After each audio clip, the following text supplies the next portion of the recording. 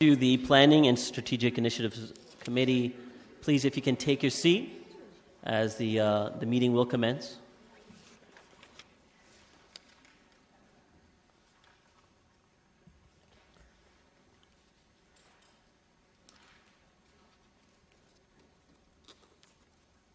So the first item is for the comprehensive review of the zoning bylaw for Crosby. Does staff have anything they want to speak on, or just seek questions for the committee? Yeah. So moved. All those in favor? Opposed? That carries. I stated, Councillor, item number 1, Crosby, I stated the title. So do you have any questions of staff? Of staff. There's no presentations for it?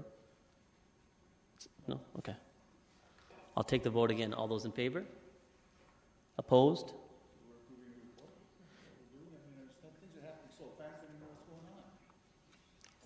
I'll repeat the same thing I did for the committee already. We're on item number 1.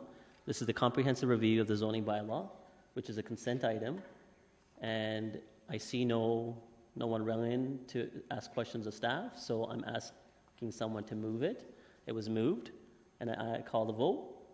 Are you comfortable with this, or do you have questions of staff? That's clarified. Okay, all right, perfect. So that has been approved. And on to item number 2, which is the deferred item for 11 Pioneer Tower. I will have Ms. Andrell, if you want to present first. Please hold your questions of the staff, as there are other delegations as well, and questions of staff will be taken after all delegations have presented. Ms. Andrell. Thank you.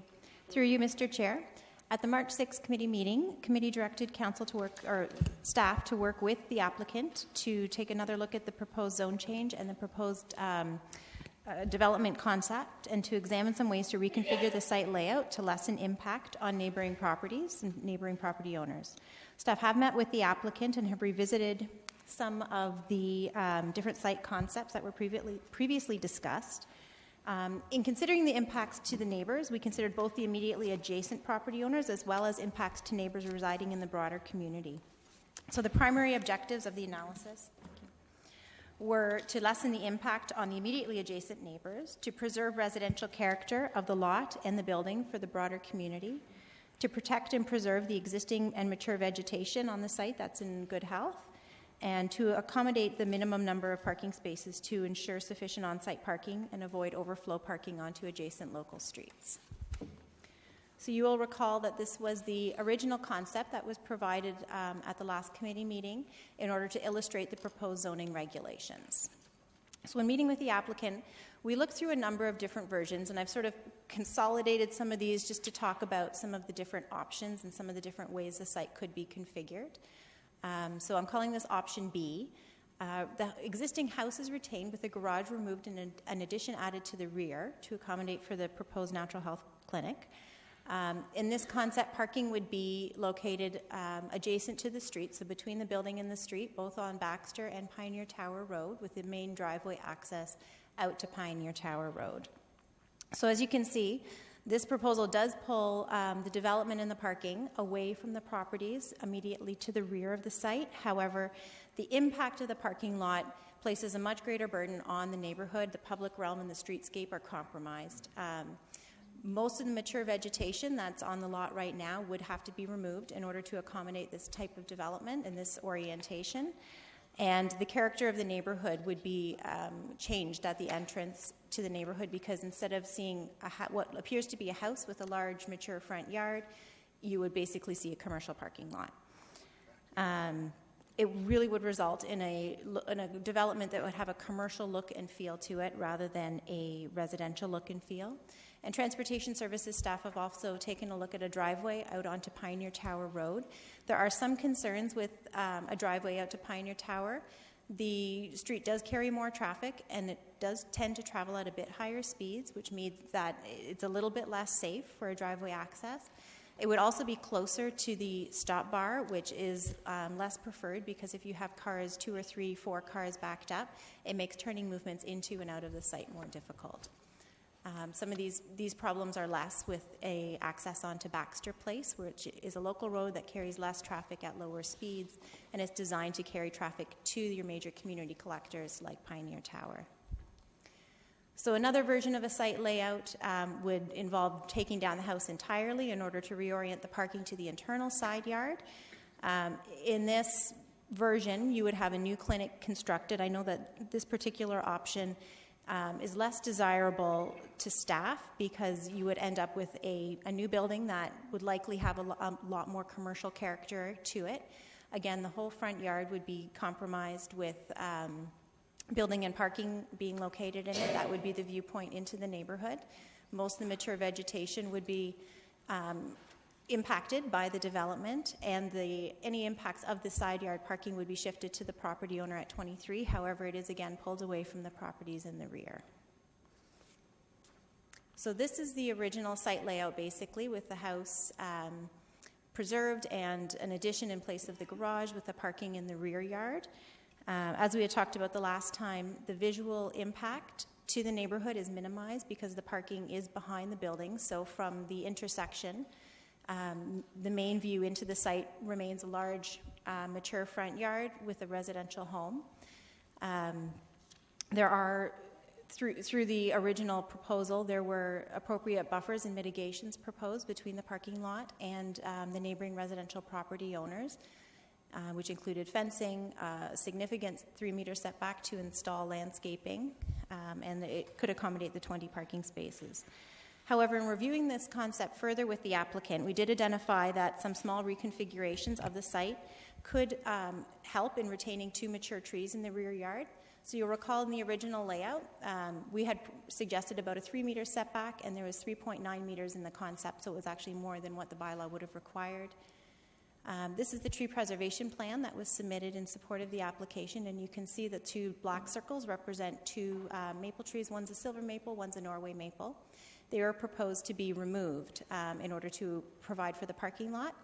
What we found in reviewing the plan further is that by pulling the parking about 6 meters, that's what this plan, again, that's the same one that was up a moment ago, shows, is that by pulling it back about 6 meters into this kind of a configuration, those 2 trees can be preserved. Another version, and something that came up at the last committee meeting, was also whether we could give consideration to reducing the parking requirement. So 20 parking spaces is based on the proposed size of the clinic of 307 meters squared. Slight reduction to the parking from 18 or to 18 spaces from 20 or so would result in a similar shaped parking lot to what we had before. A reduction in the realm of 2 parking spaces probably would not cause a large parking deficit on the site in terms of the operation of the facility. We can't guarantee that there wouldn't be any overflow onto on-street parking. However, it's unlikely. It's generally in keeping with the direction that the parking regulations being considered through the comprehensive review of the zoning bylaw, which is a ratio of about 1 to 19, which results in about 17 parking spaces. So that's what Crosby, the tabled version of the parking calculations, recommends. So it's in keeping with that as well. The parking area just for reference in terms of the size of that area, in that back corner, the landscaped area is about 9 meters by 12 meters. So for reference, that's probably about the same size as a standard backyard would be in a new development. 9 meters by 12 is actually it exceeds what the minimum requirements would be for a rear yard. So it's a pretty significant area for landscaping back there. One other item that was discussed at committee on March the 6th was whether the number of support staff could be limited in the zoning bylaw. So staff can confirm that the number of support staff could be limited in the zoning bylaw. We don't feel it's necessary as staff to put a limit on the number of support staff. Typically in the zoning, we would assume that there are a number of staff that would work at a clinic based on the size of the clinic. So in terms of the parking regulations and that sort of thing, it's all worked into that. And the applicant also agrees that they're hesitant to limit that number. However, it is something that could be explored, and we could put that number into the zoning bylaw as well if that's committee's desire. So in summary, staff would recommend a version of option A would be the most appropriate for the development of lands, and that's with the parking located behind the renovated building. Further consideration could be given to including a zoning regulation that would increase the setback between the parking and the rear lot or the side lot line to preserve the trees that I had identified. To reduce parking by an additional couple of spaces to increase the separation between the parking lot and rear yard neighbors. And also potentially to limit the number of support staff. And should committee wish to proceed with any of these options or others, staff could be directed to prepare a revised bylaw for council. And I'm happy to answer any questions you may have. Thank you very much. As I said, there are other delegations. Councillor Davey, do you want to? Okay, I'll keep you in order so that once you run back in, you'll be first. Can I have Mr. Patterson, please?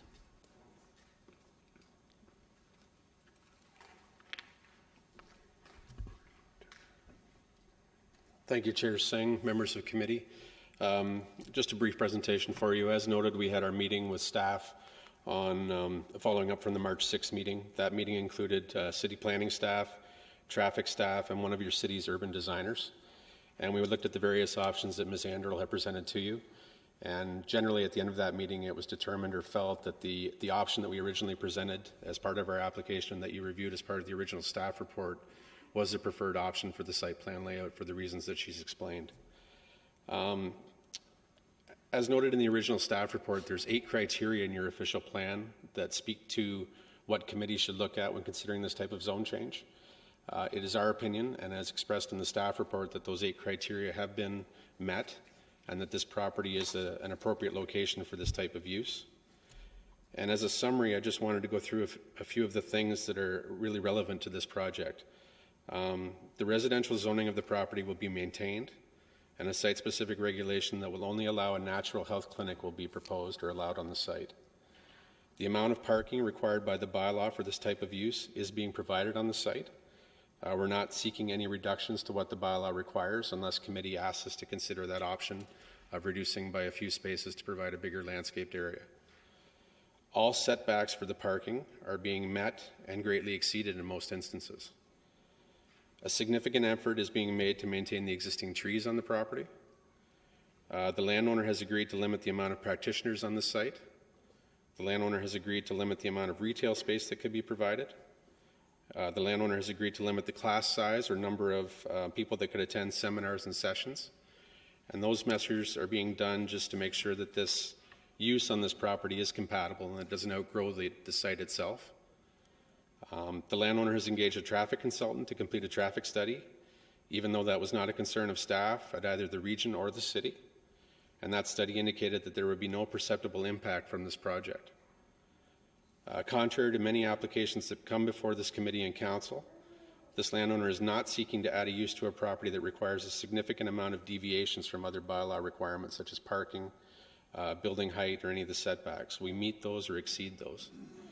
All we're seeking is the additional use, that of a natural health clinic, to be permitted, and that the restrictions that I've noted are being suggested to help provide a sense of assurance to the area that the use will not outgrow or become a use that is not suitable for this property or for this neighborhood. So in summary, we would ask the committee follow the criteria of the official plan and support their planning staff by voting to support this application. If there's any questions or concerns, I'd be happy to answer. Thank you, Mr. Patterson. There is one. Councillor Davey, you have 5 minutes. Yes, thank you. You did indicate that your client would be willing to reduce the number of parking spaces. Have you looked at it, and what is the minimum number that would fit in with her ideal business plan? Through you, Chair Singh, I believe the number that we consider feasible for this property may be 18. There was some suggestion about going below that number. And again, our fear is that if we go below that number, then we're looking at things that could happen on the overall neighborhood, that people may park on the street or have to park in the commercial plaza across the road. We don't believe all 20 spaces are going to be used, but we think that it's realistic to provide that number of spaces in accordance with the bylaw. It may be used for snow storage or for anything, and half the time the spaces may not be used at all. But at least they're on site and the site can contain itself rather than having issues off site. Okay, reduction of 2, and if I understood your presentation correctly, then the rest of these conditions on the slide before you are acceptable as well. The setback of 6 meters and limiting of support staff to what they agreed upon. through you, Chair, saying yes, we're fully in agreement with the 6 meter setback to preserve those 2 trees. If committee decides to support a parking reduction of 2 spaces, that's something we're willing to look at. We're not willing to look at limiting the number of support staff on site. That's something that we discussed with staff and we're not in favor of. Okay, I'm glad I asked. Thank you. That's all the questions for you, Mr. Patterson. Thank you. Thank you. Can I have Mike Dunst? Mike?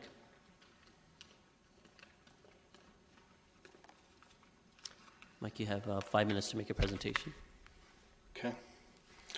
Mr. Chairman, members of council, my name is Mike Dienst. I live at 251 Edgehill, which is across the street from the properties that abut the proposed property.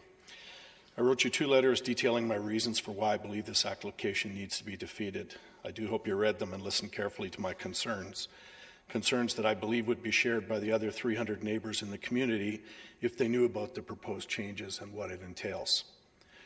We built our home here 17 years ago because it was one of the most beautiful neighborhoods in the city, and it offered us many of the things we were looking for at this stage of our lives: peace, quiet, friendly neighbors, and above all, it was a well-established residential neighborhood.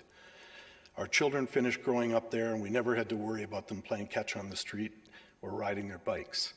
We expected the same opportunity for our grandchildren. Perhaps not. It concerns me that one person can potentially disrupt the lives of an entire community and place us in a situation where we have to defend the lifestyle we all consciously chose and invested in by purchasing our homes. We did not ask for this fight. I get that the applicant stands to benefit financially from this transaction, but what does that do for the rest of the residents besides cause us aggravation? I understand the process. Someone makes an application, pays their fee, and essentially it becomes the job of city staff to see if they can make it fit and accommodate the request. In this particular case, staff have done quite a job of stretching the terms of the bylaws to make it fit. These type of provisions were originally intended to suit a situation where a health practitioner would live in their home and see patients as well. That scenario would probably be acceptable to the neighbors, but that's not going to be the case. Make no mistake about it, this is a full-fledged commercial operation with at least 4 practitioners, staff, and clients who are all transient visitors and will have no connection or interest in our neighborhood. You have 2 choices. The easy one, rubber stamp the recommendations of city staff and you can comfortably hide behind the fact that they have recommended it. I don't know any of you, but I'd like to think you have more character than simply being a rubber stamp. If that's not the case, then truthfully, what do we need councillors for? We can just go with city staff recommendations. The more difficult decision is to make the right decision. City staff has said they can make it work. The question is, should we make it work? Those are 2 very different things. In the private sector, we call this managerial courage. Making the right decision having regard to the circumstances and facts, regardless of whether it involves a trip to the OMB. I noticed at the last meeting that there's a great reluctance to see it go that step, mostly because of the cost. Shouldn't this be about getting it right and not the money? You have an obligation to do what's right for the neighborhood. And if that means going to the OMB in opposition to your own staff, then that's what it means. We all pay property taxes too. Why should you vote against this? In addition to the arguments you've heard, I sat through the last meeting and listened as you all debated about an infill project and whether allowing an additional 1 meter of height would negatively impact the surrounding neighborhood and disrupt its character. You're all very passionate about preserving the character and structure of the neighborhood. If you are consistent and apply that same logic, how does a full commercial operation in a 22-car parking lot make any sense? How is that in character with the surrounding homes of the neighborhood? I also heard you speak, particularly the mayor, on the subject of the importance of neighborhoods and sense of community and front porches. Did you really mean that? Or were those just flowery words to support the neighborhood strategy the city has developed? I guess we'll see when you vote. I'll ask you 2 questions to help you decide this. What does the word neighborhood mean to you as a councillor? Does it mean dropping a full-blown commercial operation into the center of a residential neighborhood? Does it mean creating a 22-car parking lot, enough for a small to medium-sized plaza? Does it mean increasing traffic in what your own city staff describe as an extremely busy intersection by 200 to 400 or more cars daily? And let me put that in some perspective for you. My plant employs over 200 people in an industrial subdivision. We have less traffic at our plant than what this particular clinic will bring to our neighborhood. Do any of those outcomes make sense to you? My second question, if this commercial operation was being dropped into the middle of your subdivision, right next door to where you live, how would you vote then?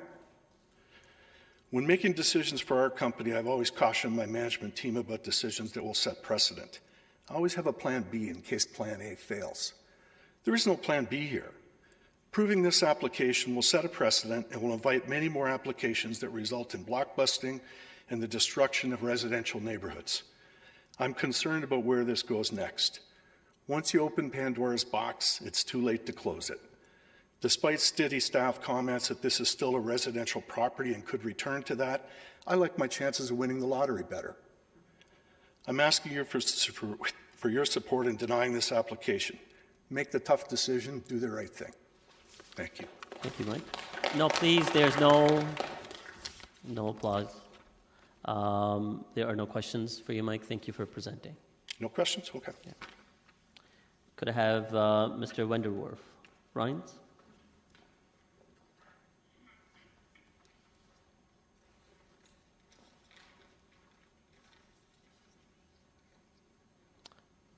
Rhines, you have 5 minutes to make your presentation. Again, those in the gallery, just a reminder, no applause or comments or disturbance as you're attending the presentation or thereafter. Thank you. Go ahead. Mr. Chair and Planning Committee, my name is Rens Vanderwerf, and I am a member of the Pine Grove Neighborhood Association. My address is 24 Marquette Drive, and I have lived at that address for 42 years. I have seen a lot of changes in the neighborhood during that time. During that time, 2 developments, Settlers Grove and Deer Ridge Estates, were established. Our neighborhood committee played an important role, and we came to a satisfactory agreement with each of the developers. I'm here to give you a bit of history that came out and is written up in several pieces that relate to the official plan. The first document is number 1 from 1984. It is part of the official plan, Amendment 28, Pioneer Tower West. In Section 4, there is a reference map 1, which is on the back of the package that you have, Schedule A.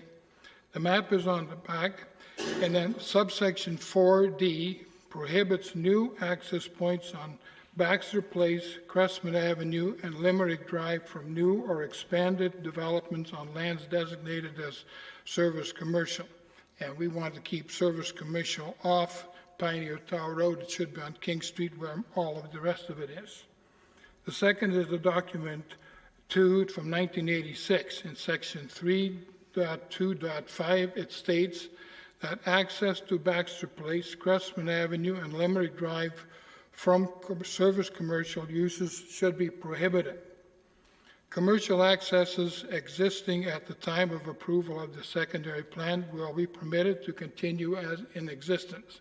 And there's a couple of instances on Pioneer Tower Road, the Hampton Inn, and what else is on that plaza that were there before that. Existing legal accesses to the above streets from residential properties may continue to serve the properties until such time as site plan approval is given for a commercial use, and at such time its closure would be required. The third is document 3 from the official plan, April 15, 2009. It states that the city shall restrict new access points to Baxter Place, Cressman Avenue, and Limerick Road from new or expanded developments on lands designated as planned commercial campuses. So, committee members, and you need to take these documents into consideration in making a decision on the property of 11 Pioneer Tower Road. Thank you. Thank you, Rhines. There are no questions. Thank you for presenting. There are no questions. Could I have Jim Fleming, please?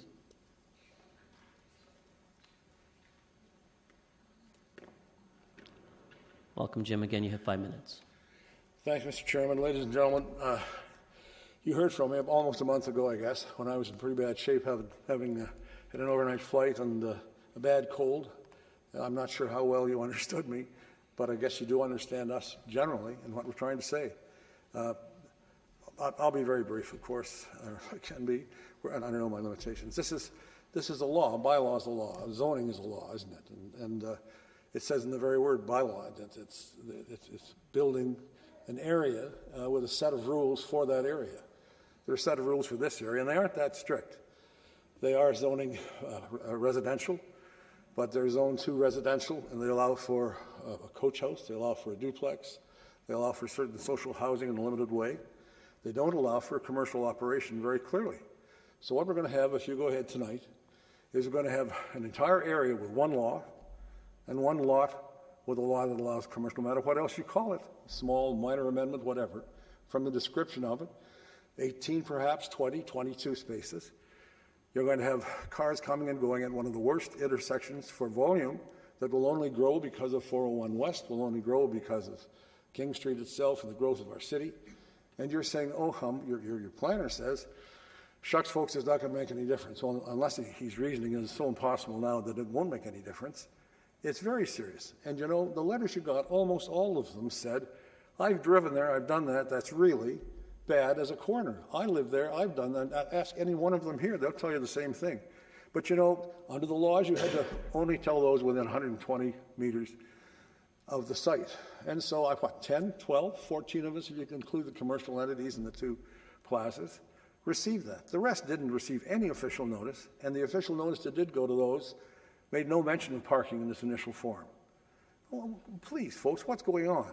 This is a nice residential area. It has boundaries. You're taking one of the worst lots to turn into a commercial lot for an area that has very serious parking driving problems, entrance and exit problems. I said in the letter to you from weeks ago, you must understand that this is the only controlled in and out for that whole area. The others are quite dangerous. Some of them you simply can't make it turn into Kitchener. So why, with all the things you have to do, would you somehow find this to be important and relevant urban infill? And there's a rule for all of us, every one of us. The post office says 312 of the month. There's still a bit of development going on down at Pioneer Tower. It's going to even build in our own area, aside from around us in the intersection. But you're going to let one do it. Well, of course, you won't let one do it, because when that doesn't work, if they don't have a really successful business, we know they have no limitations on how many people they can schedule. They have no time limitations. They don't want limitations on their staff. We can't blame them. Some of you know well the development business. You can't blame them. They want to make a success of it. There are 4 principles they've insisted upon: no reduction. Well, that's the maximum, of course, but if you want to make money and you got to bring people through and you got to have volume, that's how you do it. So let's change all of that area. Let's only have one change. No, folks. If that fails, somebody's going to say, well, what I want to do is pretty much like that. How can you call me commercial and let that happen? No. When you change this, you start the big change. And I really think that's not thoughtful. And don't get angry, but I would expect better from my elected officials. Thank you, Jim. And there were no questions. Can I have Mauricio Tiesio?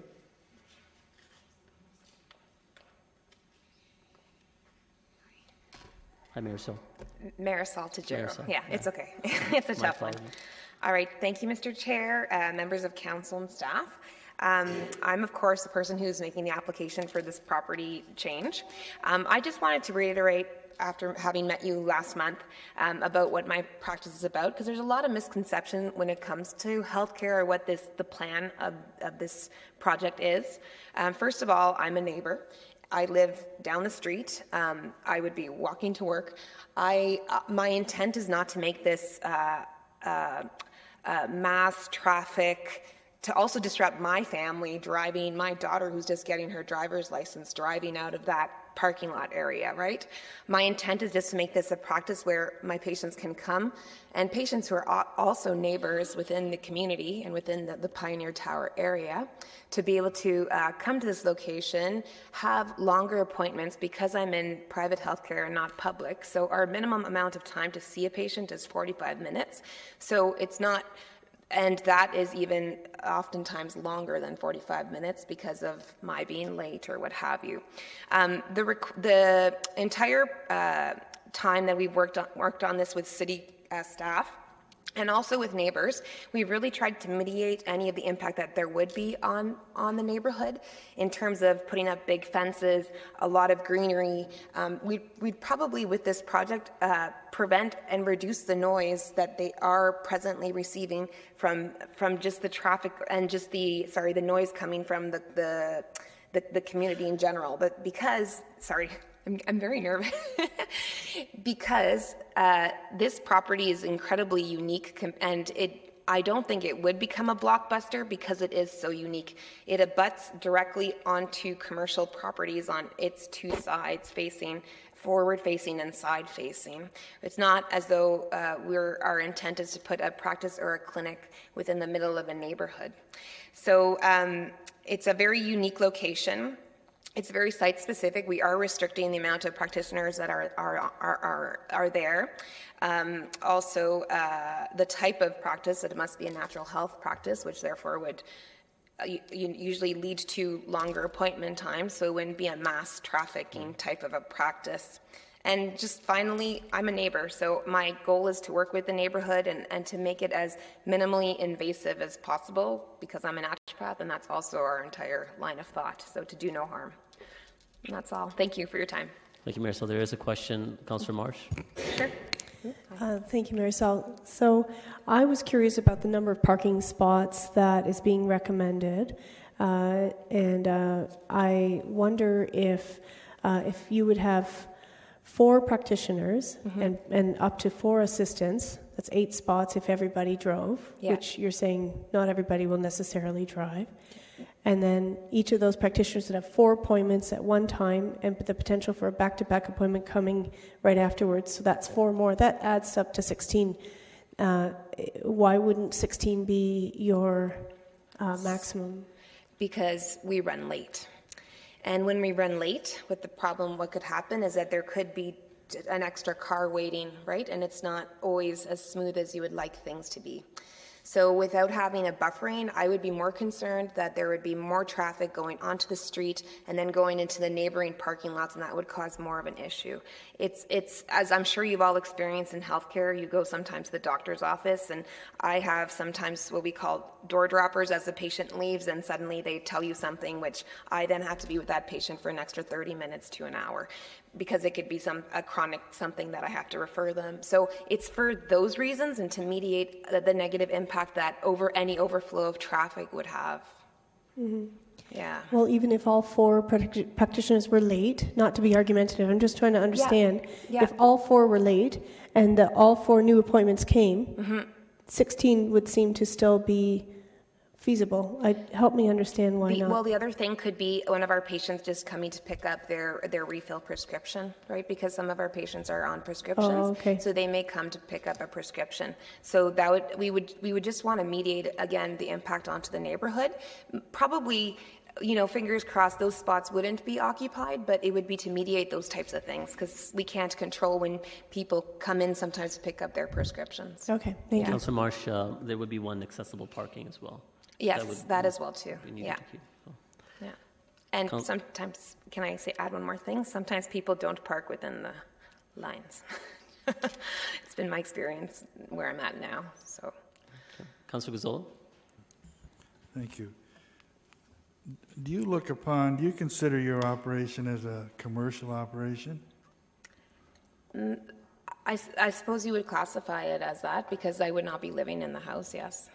So it would be a commercial operation. Mm-hmm. Yeah. It's a clinic, yes. Yeah. What percentage of your present client base comes from that immediate area? I would say about a 10%, and many have come because of the actual signs on the zoning signs that are placed on the property. So that you're saying 10% of the neighborhood have they that are within the Deer Ridge area. Mm-hmm. But not the immediate area. Yes, obviously for confidentiality reasons, I can't just say any of their names, but yeah. No, I know you can't. Yeah, no. You can't do that nowadays, no? No. I can go to Facebook and learn all of that. Yeah, probably. You stated you don't think it would become a blockbuster. That's the issue that concerns me most of all. I mean, you said yourself it's a commercial operation, so once we have one commercial operation, easy to have another one next door. So how can you assure the neighborhood? Well, I can't personally ensure this, but I'm just by looking at the property, and I'm not a staff planner, so I don't have all these details, but it's a very specific site. As I was driving past there today, I should have probably stopped and taken a picture on the side facing the India Time and the Harveys, and then the other side facing Mother's Pizza, because it is so. It's just abutting onto all this commercial property, right? It's not as though I am 3 houses down, or even for that fact, 2 houses down that then are surrounded by more residential spots. It's a very unique site, and I actually, if I say had the house next to it or even the house down from there, I couldn't imagine the staff planners even going for this project, because then it would be straight within the neighborhood, right? It's where a health clinic as a transition, especially one of my nature, which is different transit and different traffic, I think would make a good transition zoning. There's been a lot of new commercial down there, so almost any of the properties could look out upon the same commercial areas very close to them. Yeah. Just one final question. There is lots of opportunities right nearby for commercial operations. Did you consider any of those other locations that you could still walk to? Yeah, my goal is to create a homey environment for my patients. Many of my patients are dealing with chronic disease, and I ideally would like to be able to do it within a home environment, because sometimes patients do stay there for quite a long time. So it isn't an in and out mall type traffic type of a clinic. So it's very different. So my entire goal was to create the atmosphere with this, and of course to preserve the neighborhood feel and house feel, which is where practitioners used to practice, and to try to safeguard as much as we can the neighbors as well. All your work is done inside Yeah. It's not done out in the yard. No one's. So once they get inside, that homey atmosphere would be there. Yeah. Okay, that's all. Thank you very much. Yeah, thank you. Thank you. That's all the questions. Could I have John Weisenberg?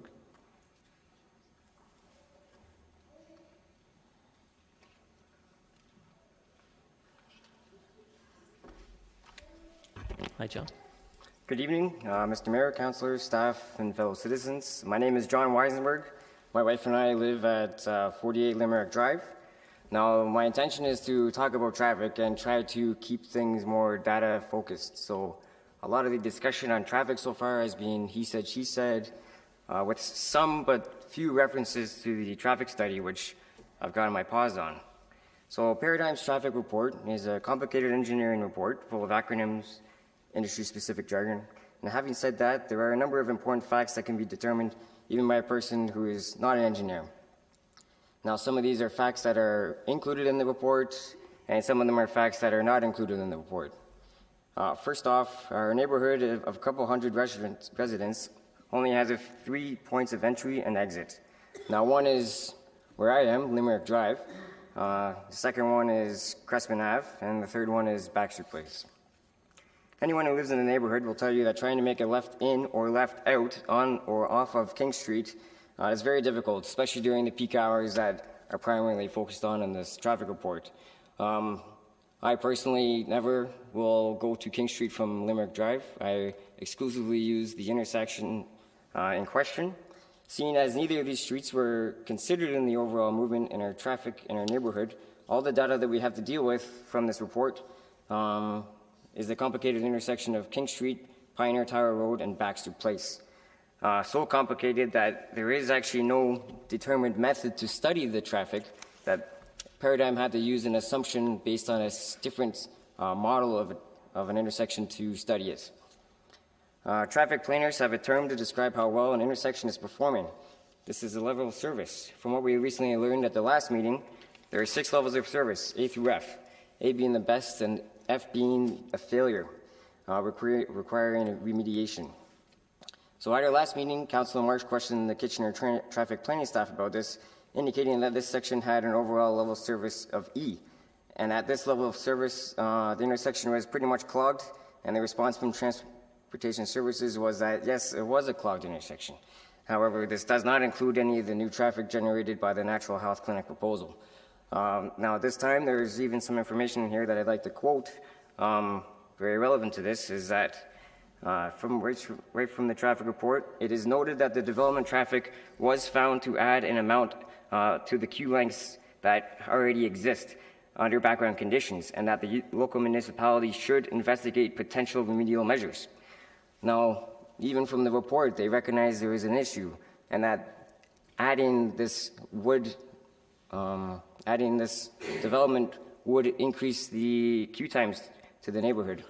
Now, one thing I would like to stress, I think a lot of us do recognize this wouldn't be a giant traffic, a huge amount of traffic being added, but it does add to the problem that already exists and is not being fixed and has no plan to be fixed. Now to focus in on one of the biggest drawbacks of this study was performed in January, and then a subsequent city study was done in April. Now, one of the biggest traffic contributors to this intersection does not operate during those months. The golf course only operates from May until November. This golf course has tee-offs every 15 minutes. I believe this golf course can have a capacity of about 70, 80 parking spots, I think was a guess that was made at the last meeting. Now, seeing as we don't have any specific study data related to the extra traffic to this golf course traffic, we did make a few guesses. We're guessing approximately 400 trips a day, but again, I'm not a traffic planner. I don't know this for sure, and I haven't done the study myself. But I think it is critical that this data has not been included in the Paradigm report. We respectfully request that this application be refused, or at least deferred, until an independent third-party peer review of the traffic study can be conducted, including all traffic that is generated through the bulk of the year. Thank you. Thank you, John, and there are no questions. Now, there were some committee members that had rung in to ask questions of staff. Councillor Davey, you were first. Go ahead.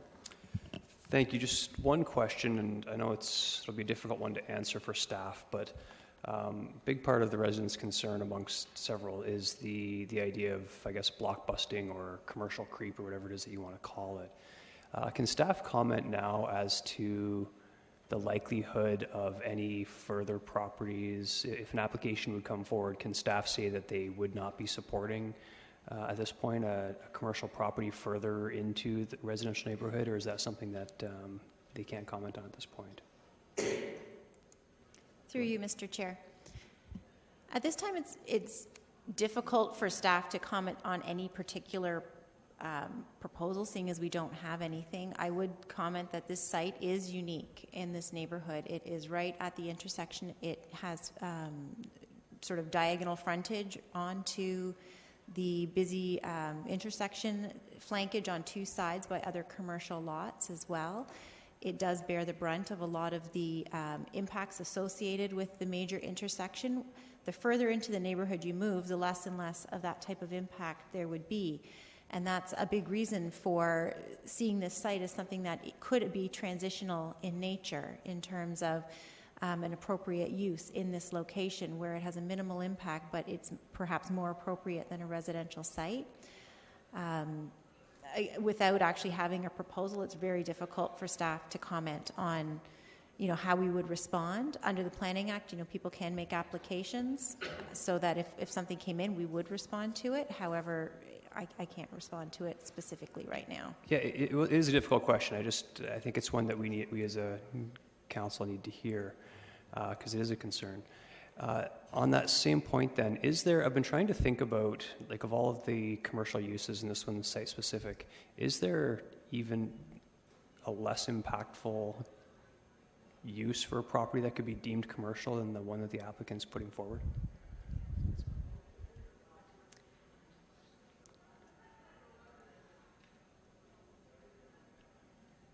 In my opinion, a health clinic is a very complementary use to a residential area compared to most commercial businesses. I would say that it would have a very little impact in that you don't have a lot of in and out quick traffic. There isn't a lot of noise associated with it, odor emissions like a restaurant might have, things associated like with a drive-through or a gas station or even a bank, something like that, where you have a lot of uses in a C1 zone, which would be a convenience commercial zone. This type of a use is pretty compatible with low-rise residential uses. Okay, thank you. I apologize. Those were tough questions. Thank you. Councillor Ioannidis? Thank you, Chair Singh. Mike, one question is dealing with the fence. Is it going to be fenced off completely? Because I noticed on the one side when I drove by the site, there was already an 8-foot fence that was bored on board. Is that going to be applicable on the other side as well? Go ahead. Through you, Mr. Chair. Stay running. There is an existing 8-foot fence along the rear lot line. I believe that the new fence would be put up along the side lot line. Suggestion is a 2-meter high fence at a minimum through there. That would have to be erected. There would not be a fence along Baxter Place or Pioneer Tower Road aside from I think there's a 3-foot sort of decorative fence that's there now. Okay, that kind of makes sense because I understand better now why you're sticking to the parking location is after visiting the site and seeing that's the first thing you see is the front. And putting parking there would make it definitely more of a commercial feel. So my other question is, we heard some questions about the golf course. Is there any, can staff comment on that with regards to traffic or anything? Like, do we have that issue with Rockway or any of the other neighborhoods where we have golf courses?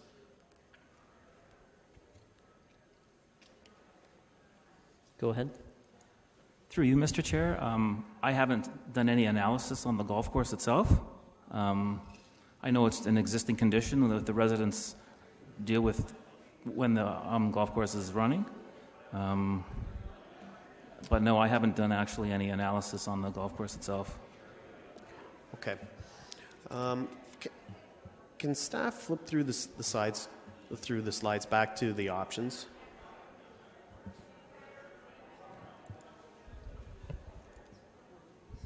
Whatever option A2 or A3 was, with the with the reduction in parking.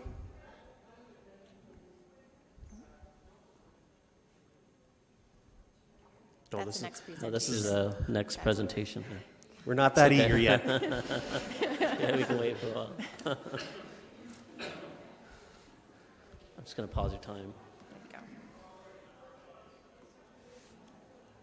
Is this one you were referring to or the next one? Whatever gives the 6 meter buffer. So it's a 6.5 meter, correct? And it keeps the two trees? Approximately 6 meters. So that's basically 12 feet to the fence, basically. 18, yeah. 18 feet. Yeah, a little more than 12, yeah. Can you go to the next one? I guess it would be A3. Okay. Mr. Chair, I'm prepared to move that recommendation, A3. So I think that gives the best option. It gives even further buffer to both properties, and it preserves 2 trees.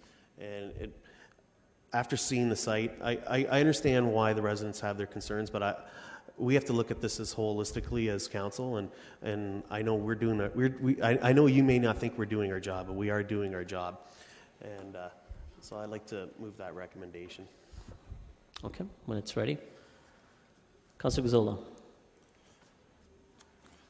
Yeah, I want to go back to this, and that's the issue that concerns me more than anything else, is the new commercial site, which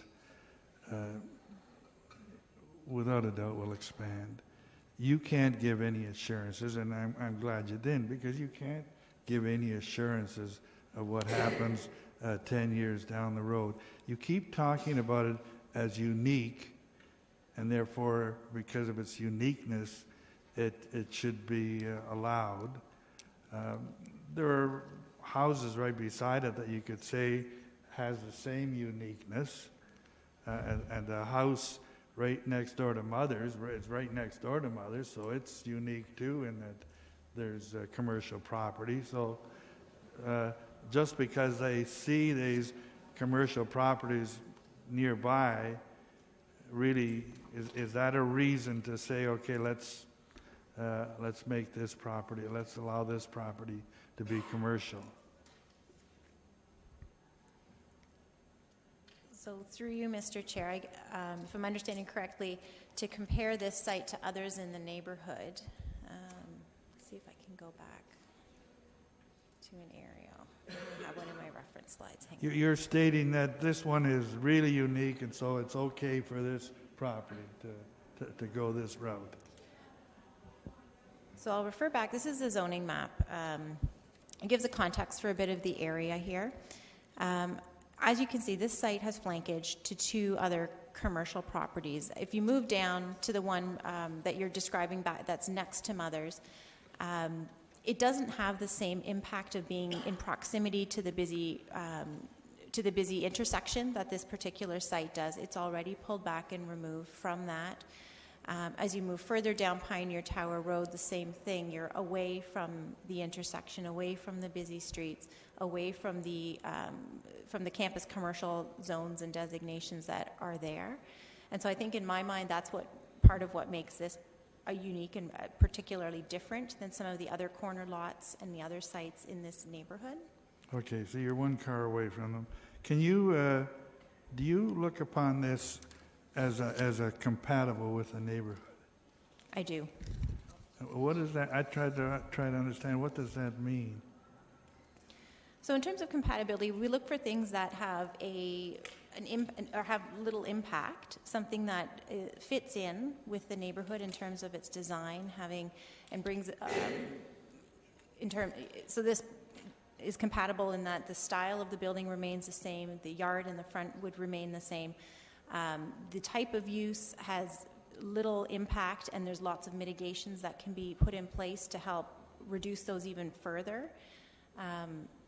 So those are some of the things that add to the compatibility of this particular use on the site.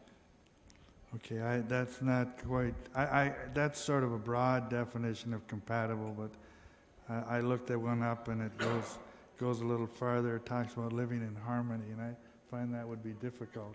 This is totally different. So that's all for now. Thank you. Thank you. Before I go to the next person asking questions, does everyone feel comfortable with the noise that's coming from outside? I can, again, request people move away from the door, or is there any issue with hearing? They have, but again, the volume tends to go up every once in a while. As long as everyone is okay currently? Okay. All right. Councillor Janecki? Yeah, thank you. Part of the presentations from one of the delegations handed out a sheet. I don't know, did you get a copy of this? Which basically was referring to an official plan amendment for the Pioneer Tower West that was adopted. And there are certain policies in here, I'm not going to go through them, but they highlighted 2 or 3 of them talking about access to Baxter Place. And no access be permitted, no new access points be provided, etc. They're totally prohibited. Are those policies still in place in the current official plan? I don't have the official plan in front of me. I didn't research anything because we just got this dropped on, so I'm looking for some assistance here. So through you, Mr. Chair, in the original planning report, I did provide some context and a little bit of discussion with respect to the policies around access to Baxter Place. I likely don't have that in front of you this evening. The new official plan did carry forward a number of policies. However, those policies really apply to lands that are designated commercial.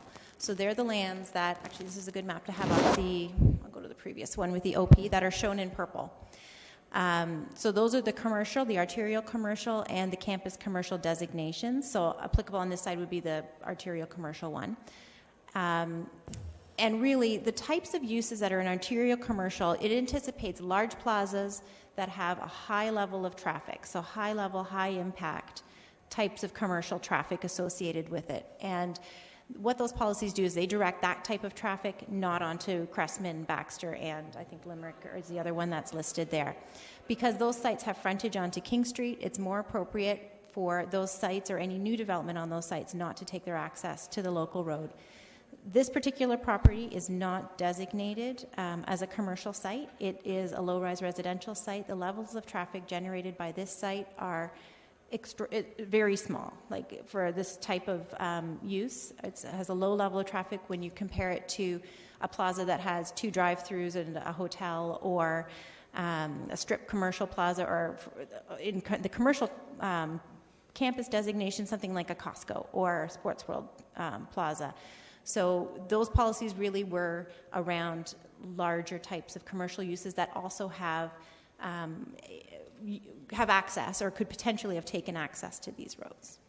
So basically you're talking about commercial uses having an impact on that would be prohibited. I understood what you said there. However, and you're saying this particular use is not a commercial operation that's being proposed. These lands are not designated commercial and don't have the same high level of traffic associated with it. No, you didn't answer my question. This property is not a commercial use coming in. It is a commercial use. It is a commercial use. Okay, and that's what I want to get clarification on, because when Councillor Gazzola was asking the applicant, they admitted it's a commercial use with the 4 practitioners that are going to be in there. So really, now we're fine-tuning the definition of commercial in terms of it being impacted on this particular property. And what we're having here is that even though the use proposed is going to be under a residential zone with a special use provision, that tells me that you're interpreting it as not being commercial.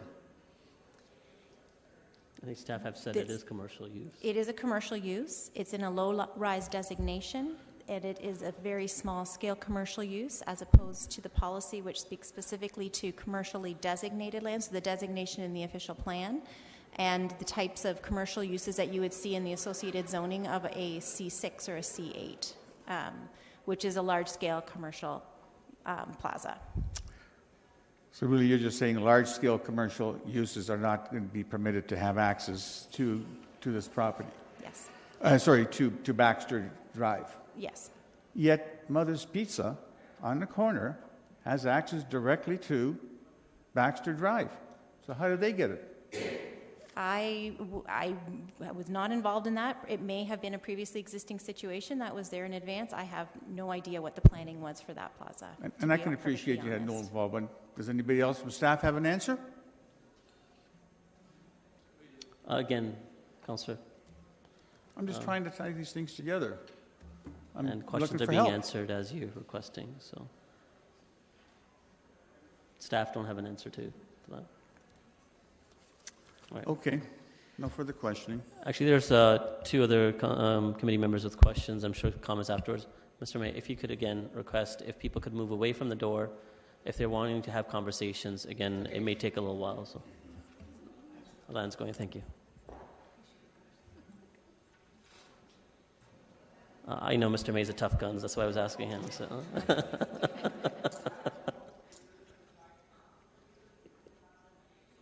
Councillor Marsh. Thank you. I just have a question about the traffic study that was referred to by one of the delegates. And I just want some clarification. If a traffic study had been done during the time that the golf course patrons would be going back and forth, how would the addition of this special use that's being proposed tonight, how would that potentially affect the traffic?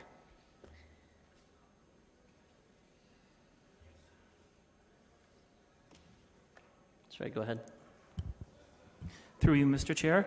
The traffic being generated by this site right now generates at the most 13 trips. As I mentioned before, I didn't look at any analysis for the golf course. I would think that the golf course would typically have more peak traffic on a Saturday and Sunday versus during the week. versus this business, I don't believe is open on a Sunday. And I'm not sure, I don't recall if it is open on Saturday or not. But I would expect the golf course to be busier on a Saturday and Sunday than during the week. So just trying to understand, if, let's say the traffic is going to be quite a lot heavier, even during the week for golfers who are retired and get to golf during the week, let's just say. Okay. Then the amount of traffic that is going to be generated by this proposed new use is not going to change based on the golfing season. So wouldn't the percentage of the new traffic even be smaller as a percentage of the overall traffic than was demonstrated by the traffic study? Councillor Marsh, I just want to interrupt. Mr. Reedman might be able to help with that question. Through the chair, I'd just like to remind members of committee that neither the city nor the region would require a traffic study for this project, so it would not trigger any thresholds for the need of a traffic study. This was done by the applicant. It went above and beyond. So neither the city nor the region would require this. So that means that the impact on traffic is relatively low for the intersection. Sorry, just it would help to explain what would initiate a traffic study. Sure. So I believe it's 100 trips in the peak hour is the trigger for a traffic study. So this doesn't come anywhere close to that. It's like 10% of that. Okay. Well, I was just trying to find some clarification. I'm aware that it wasn't required to have a traffic study. Nevertheless, the applicant did do a traffic study, which was referred to by a delegate who pointed out that it was done during the time when the golf course is not open. And I wanted to ask whether or not, just indulging the fact, even regardless of whether it was required or not, I want to understand how would the golf course being open and having more traffic along Baxter Place, how would that be impacted by this new use? Is it maybe I'm not asking the question in a way that's understandable, or is it? Through the chair, we can't specifically answer that. I would expect that some of the traffic numbers would use annualized average daily traffic, so there would be some factor of traffic in the neighborhood that would be factored into that study year-round. So I haven't looked at detail in the traffic study, but oftentimes we do use averaged annualized traffic data for the intersection. So I don't know if transportation staff can speak further to that point. Through you, Mr. Chair, I think I might understand what you're talking about. So you're talking about the golf course traffic, the traffic that's already existing, and the amount of traffic being generated by the site. It would be the percentage of that traffic would actually be smaller because you have more traffic on the road. Mm-hmm. So, if I understand the question, the site traffic the percentage would be smaller if you were to include the golf course traffic. Thank you. Right. And the number that I heard Mr. Reedman refer to was 13 trips in the peak hour. That's correct. Okay. Thank you. Councillor Schneider. Thank you, Chair Singh. My question is about blockbusting possibilities, because part of the reasoning for recommending the zone change here was the proximity to the Mothers and the Modern India and Harvey's across the street. Now, there's two other homes that are right beside this subject property that are right across from Modern India and Harvey's. So I'm wondering, I know you can't, it's hard to speculate, but I would suspect that might make it more difficult to turn down an application. Would you comment on that? Sorry, go ahead. Through you, Mr. Chair. In the absence of actually having an application and knowing what's being proposed, again, it's difficult to respond specifically to if it would be something staff could support or not. As you move further into the site, you have less impact because you are then maybe across from a plaza as opposed to adjacent to two plazas, across from one on two different streets. So I would say that's a clear difference.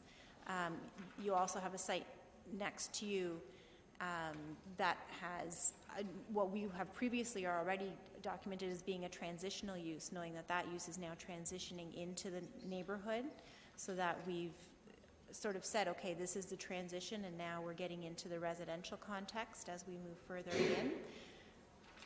Again, without someone actually coming forward and saying, this is our development plan, this is what we want to do, there's a big difference between someone coming and saying, we want to have a restaurant here versus, I'd like to have a small home business here, or something in between. So it would really depend on what proposal was there about whether it was something that staff could support or not, and whether it would meet all those policies in the official plan about what would be considered a complementary use and all the locational criteria that are part of that. Okay, thank you.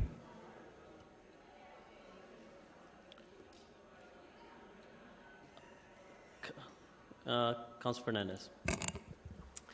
Yeah, just a brief question, Ms. Andrill. On this map, where the arrow is, that there's a little tiny green triangle just sort of above to the north of that. Can you help me understand what that is? I'm assuming this is low-rise residential. What's that small green triangle? Through you, Mr. Chair, I believe that's the park. I'm going to flip to the zoning slide. So you can see it corresponds with the little P1 on the Pioneer Tower Court, or the Pioneer Grove Court. I think it's the park that was part of that little subdivision. Oh, it's a park. Okay, it's a parkette. All right.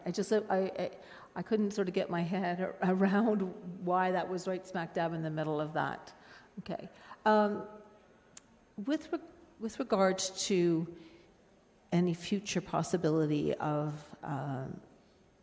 other commercial or transitional buildings, the lot immediately south of this one, which is number 16, could be or may be seen as an ancillary usage if it was related to this natural clinic. Would that be something that we would consider as acceptable? So say, for example, it was health food, or another practitioner of the same kind of nature. I guess what I'm trying to get at is although we're saying we're going to take each application on its own merit, I know sometimes we look at ancillary businesses related to others. So through you, Mr. Chair, when we look at all the different locational criteria that were described in the original report, one of those is the type of street that it's located on. So Pioneer Tower Road is considered a major community collector road. So these types of uses are generally directed towards the more major types of roads. We recognize that access can be to the local roads because sometimes it makes more sense and it's safer for cars to take their access off of the local road, taking the traffic right to those major community collectors. So that, for instance, is one of the types of locational criteria.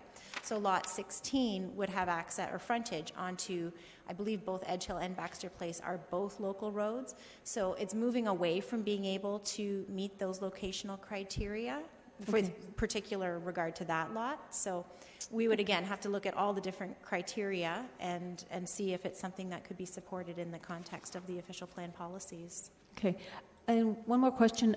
The Pioneer Grove Court, that's a newer build in relation to, say, the houses that are on Edge Hill Drive, right? Is that correct? It is, yes. How old would that court be? I believe it was constructed maybe 2009, 2010. Okay, so relatively about right. Recent. Yeah. Okay, thank you. Okay, those are all the questions of staff. The item it has been moved by Councillor Ioannidis as outlined in the report as option A3. Take any comments? Councillor Janetsky. Yes, thank you very much. I do have quite a bit of comments to make about this application. I took the opportunity after the last meeting that the residents were here a month ago to take a look at the property.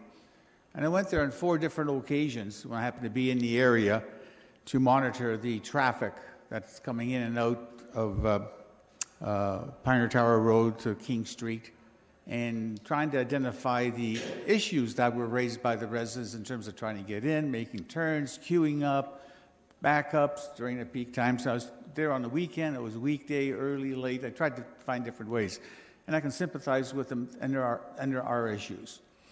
I can understand also traffic's comment in terms of, well, we don't need a traffic study because it doesn't warrant it for the reasons they've outlined. And I'm not disagreeing with that because it's not a huge high generator use like a fast food restaurant would be, or a Mother's Pizza would be, or something of that nature. So it's not warranted.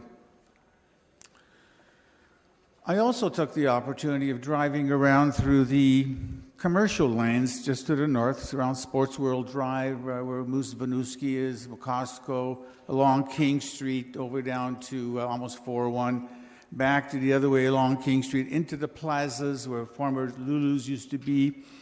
And I looked at all the various commercial buildings in there, and I was trying to identify how many vacant units there would be.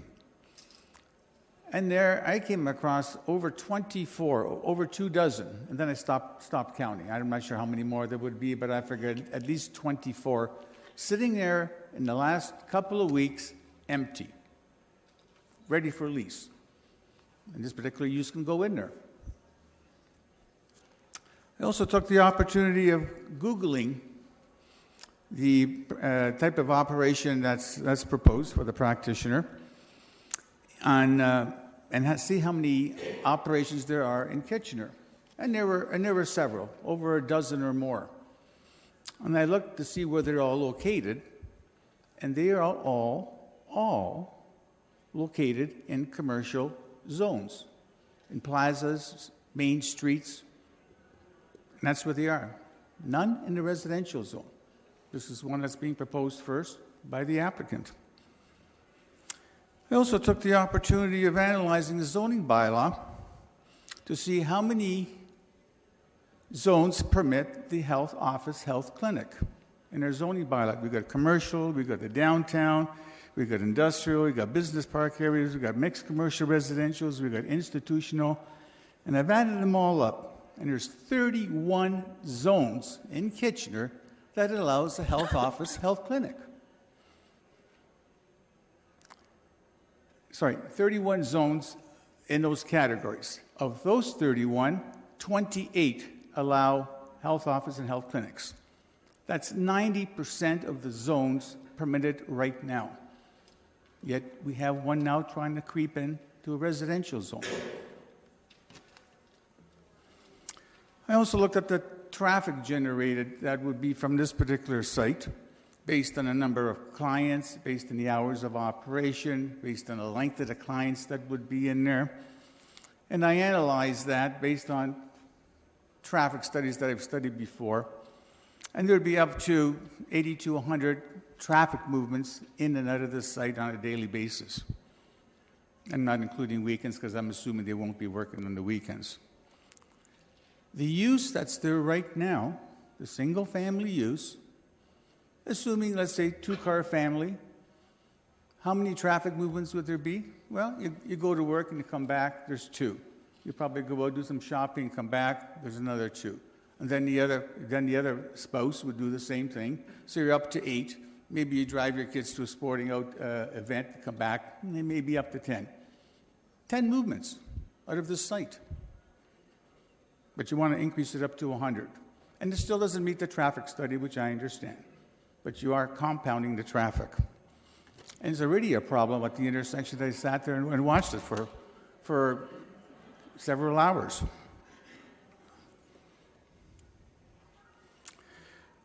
When I look at this, we have an application to go into a residential zone. Yet, when staff prepared the zoning bylaw to have those 31 zones and to have 28 of them permit a commercial health office or health clinic, that's where it should be. That's what planning was all about, for that to be located there, not in the residential area. Then we talk about the official plan that was on the screen. We've got the zoning there, and we're saying, well, It's at the corner. It's really fits in, but does it really? Councillor Jackery, if you can please start wrapping up. Oh, I got lots to say still. Well, you have 5 minutes, actually. Well, let me just finish this thought. Sure. Commercial lines either follow street patterns or they follow the back of lots. If you look at the map that you have on the screen there, along King Street, you've got a whole bunch of commercial properties on the south side, zone C6. And they back onto the homes that are on Edge Hill. And that backyard to backyard becomes the zoning line between commercial development and residential. If it's not that, then it's the street. If you go over to Pioneer Tower Road, you've got the commercial on the corner, the C6, where the Harvey's is, and then on the south side, you've got residential. So the zoning line comes down the middle. It's either one or the other. But when you look at the property that is proposed, that is all in the residential area. So I see my time is up, but I've still got lots more to add. Maybe you want to have somebody else comment, and I'll come back to me. I think we only give 5 minutes for comments. Councillor Nicky. This is not for questions. We give opportunity 5 minutes for questions of staff or delegation, then 5 extra minutes, but for comments we give, if it's going to be quick. Because again, we do have a long night ahead. It's not to stop you from saying what, how heavy of an item agenda we have for today. So again, there's others that have keyed in as well. So please, for fairness, please try to be succinct. I'll give you a minute.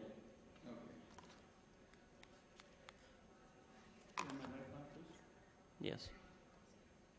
Go ahead. So I was going to point out more factors, but those are the ones I wanted to highlight at this point in time. You're talking about 20 parking spaces. That's a commercial development right there. It's not a residential development. Having us revert back to a residential zone, it's not going to happen. What you have here is basically creeping commercialism into a residential area. And that's what's basically happening. Staff have pointed out in their report that this is good planning in terms of the proposal, that it meets the official plan, it meets the regional official plan, it meets the provincial policy statements, it meets the plans for future growth, and it does. But so does the current use. If staff want to propose this support this recommendation, and they say it's good planning, I disagree. Thank you, Councillor Jansky. What we have as better planning is what's there right now to leave as residential. Thank you. I recommend the applicant. Councillor Gazzola, you have 5 minutes. Thank you.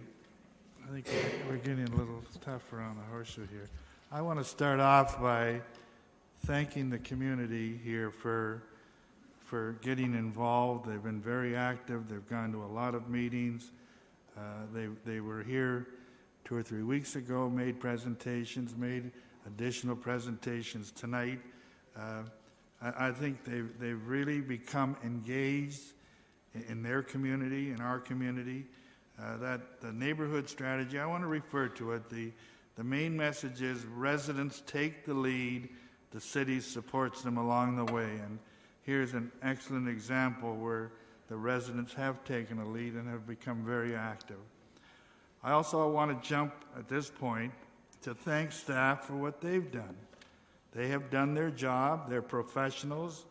I have no problems. I may not like what their position, but they are dealing professionally, and they have taken a solid stance. And it's our job also as members of council to challenge staff, not just in this, but in all issues. And in challenging staff does not mean that we don't appreciate the work they do. So I do want to commend staff. But at this point, staff have made they've done their job, and their role is over.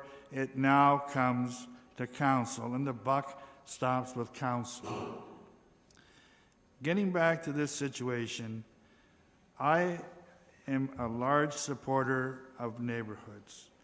We passed a big, long strategy on this, but I have been a supporter of neighborhoods throughout the city, whether it's in the ward that I represent or wherever it is. The neighborhoods are the backbone of our community. When we start talking about neighborhoods, the largest single expenditure by most people are their homes and their property. And so they have a great deal vested in that and have a great deal of interest. And moving along today, just today, Council passed a new strategy, another new strategy called, it's for age-friendly communities, and it talks about, Kitchener's wants to be a great place for all ages, a great place to live. And we have examples of that here. We have a real neighborhood and an important neighborhood, a neighborhood that have lived there and enjoyed themselves for many years, and we're looking forward to doing the same for many years going forward. But we have a situation here, and I think Councillor Yanetsky, who has the most planning background and experience of anyone around the Horseshoe, including a considerable amount of staff, I think he's made a lot of excellent points in dealing with how once we start blockbusting, it's just a matter of time. Staff can't give any assurances now. One of the things staff did, and some of the delegates have pointed out, that staff will work hard to make things fit. And when an applicant comes to them, staff do work hard to make it fit. But is it the best thing for the community? In this case, it is not. And here we have a case, and it has nothing to do with intensification. It's just really an action, I think, for the convenience of one individual to the detriment of the entire neighborhood. And it's not that this individual would be deprived of their livelihood, because there are so many nearby locations that would fit the bill, and in this case would be a win-win for everyone. One of the other issues that always keeps cropping in at these meetings are the OMB, and it's becoming more and more apparent to me that the OMB is running our community.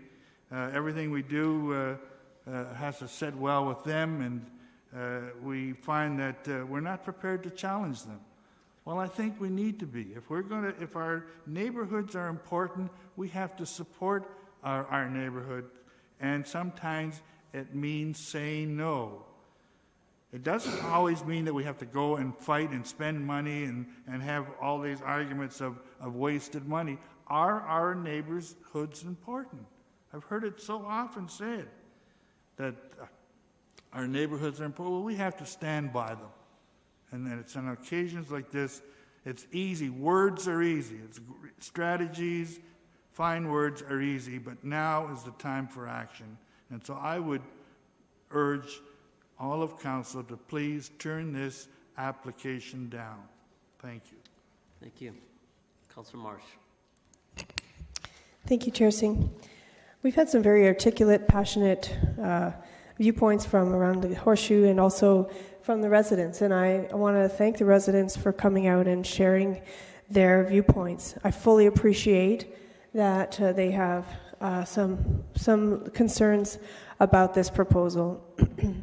And regardless of how I vote, I never see myself as rubber stamping staff's recommendation.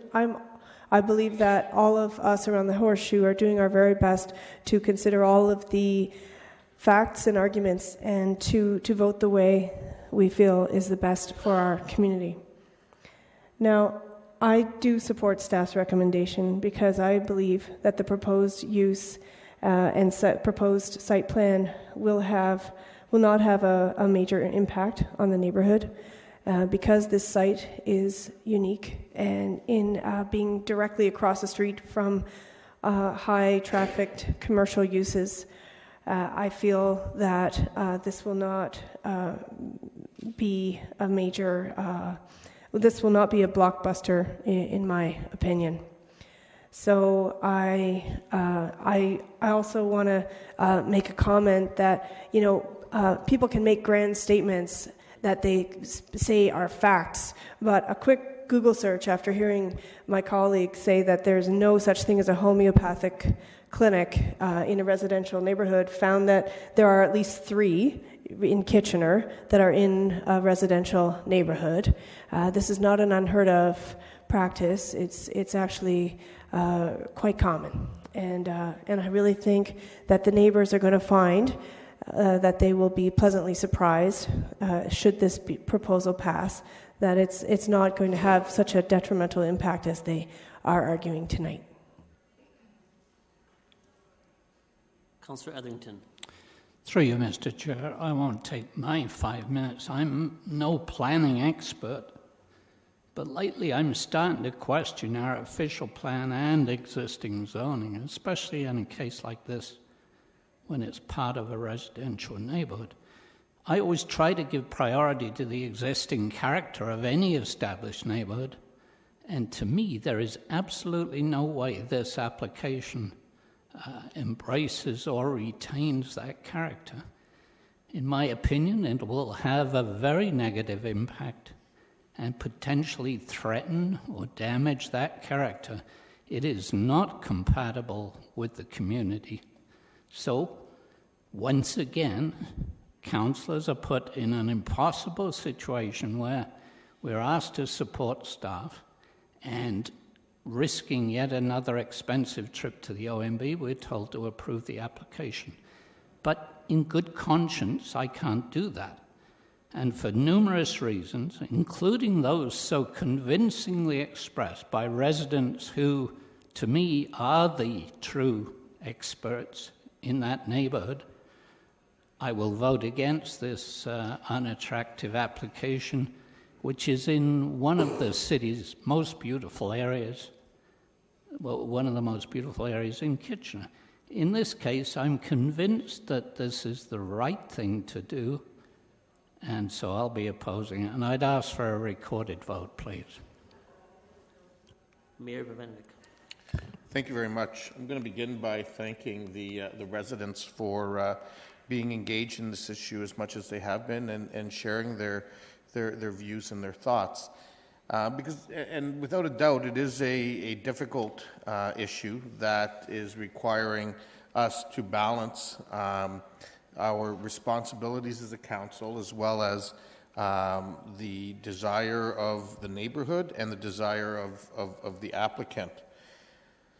Unfortunately, I'm hearing on a number of occasions where the neighborhood strategy is getting thrown out as the reason why we should be saying no to all these applications. And that was never the intent of the neighborhood strategy. And in fact, if you look at the neighborhood strategy and read its recommendations, not one of them actually talks about planning processes specifically. In fact, the neighborhood strategy is dealing with other neighborhood-related issues, and we have other documents that we're working on with respect to planning matters. It also concerns me when, comments are being made about experience of staff and so on, in a way to almost try to belittle staff in order to boost the credibility of one or more people around this horseshoe in terms of what is being said. And I don't think that that's fair either. We have a very professional staff that is giving their professional expertise and opinions to this council and to the community. We can choose to accept them, we can choose not to accept them. I think the final thing that complicates an issue like this is that for many, many years, our way of doing things in urban centers in North America has been to create this hard line between anything residential and anything that has to do with whether it's service commercial or commercial and so on. And yet we see in other jurisdictions where in fact there is a blending that happens, and it happens quite successfully. And I know many members around this horseshoe have talked about how they've been to places like that and rather appreciate the way things work in those environments. When I look at this particular application, and I've been in this area many times, Quite frankly, I've been to Modern India, I've been to Harvey's, I've been to the old sub place that's there, I've been to Mother's Pizza. So I've been through those parking lots many times, and I know the lot that we're talking about. And I also look at the kind of proposal that's being talked about here, and think about where we're trying to go in terms of building sustainable, more walkable neighborhoods where people can live and work and do their business in their same neighborhood, where it is more walkable, where you don't necessarily have to drive. And when I consider all of those things, and I consider this particular application and the proximity of this property to two commercial properties directly across two sides of the property, to me, I believe that that is a reasonable application in terms of what's before us. I know that's not the popular answer for the people in this room, but I think when I balance everything out and consider what our planning obligations are, because we do have statutory planning obligations as a council, neighborhood strategy or not, but when we consider that, when we consider all of the information and evidence before us, I believe that actually this is a good planning recommendation and one that we should be supporting, and so I will be supporting it this evening. Thank you. Councillor Davey. Thank you. I'll try not to reiterate what's been said, but I just want, I've heard that the buck stops with the council, and oftentimes I wish that were the case, but the reality is that the buck does not stop with council. There is an unelected board that ultimately decides decisions like this, that by their definition cannot take into consideration the same things that we are allowed to take into consideration. And whether it's our staff or even Councillor Yaneski mentioning in his planning experience, like it or not, this does conform to everything that the Ontario Municipal Board would be looking for in terms of approval. So we're faced, for some of us that don't particularly think that this is a good fit, we're faced with the same decision. Do we approve it, what we know is going to happen anyway, or do we take, in my personal belief, do we take the popular route and tell you, no, we're not going to support this, knowing full well that not only is it going to end up happening anyway, but we're going to spend thousands of your dollars, not our dollars, your dollars, defending it. So am I happy about this application? No, not particularly. But do I think it would absolutely 100% win at the Ontario Municipal Board? Yes. So my entire history has been trying to protect tax dollars and not waste money. And that is the overriding reason why I'm going to support this.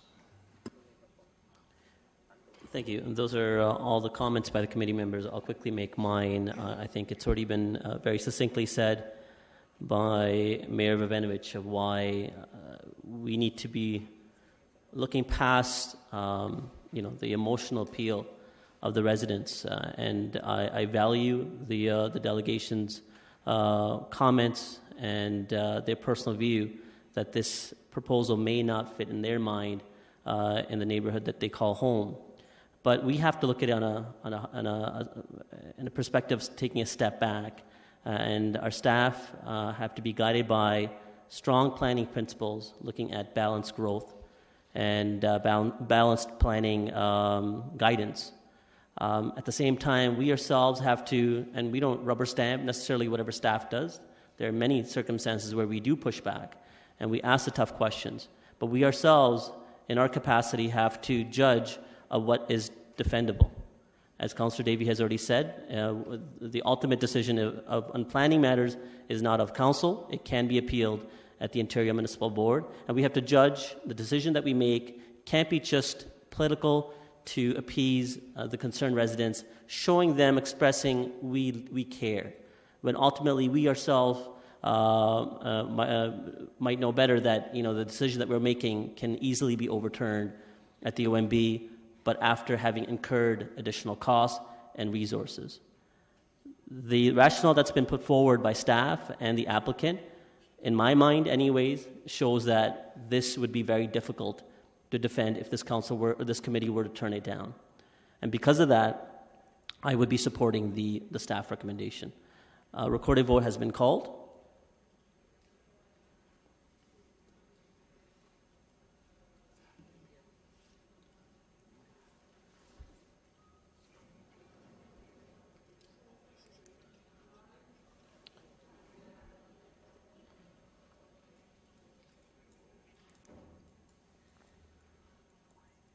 All those in favor?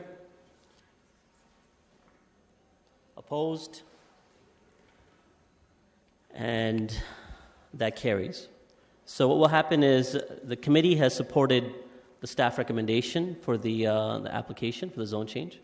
It will be going to council where it would be ratified by council. Thank you, and thank you to all that presented to the committee. It's April 24th is the next council meeting. I think it'd be good for the committee to take a brief 5-minute recess as those that want to participate on the next item, allowing them to take their seats, and it'll give us a short break as well. So 5 minutes. You guys that approve it, suck at your job. Please, if you can respect the decorum of this chambers. Thank you.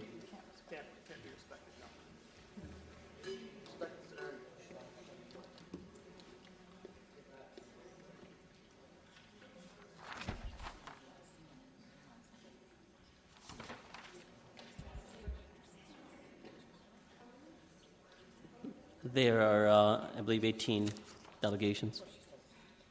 17, sorry. 18 including the applicant's representative. So, all right, let's commence the meeting. Welcome everyone to the Planning and Strategic Initiatives Committee, the second half of it anyways. So again, this is a formal public meeting to consider applications under the Planning Act. If a person or a public body does not make oral or written submissions to the City of Kitchener before the proposed applications are considered, the person or public body may not be entitled to appeal the decision to the Ontario Municipal Board and may not be added as a party to a hearing of an appeal before the Ontario Municipal Board. This is to deal with item number 3, the official plan amendment, as well as zone change for 69 Amherst Drive by Owl Properties, Inc. I'm just going to quickly make some comments just so that we can ensure that the meeting runs effectively. Diane has already explained some aspects of it. Again, the process for consideration of this matter is prescribed by the Planning Act.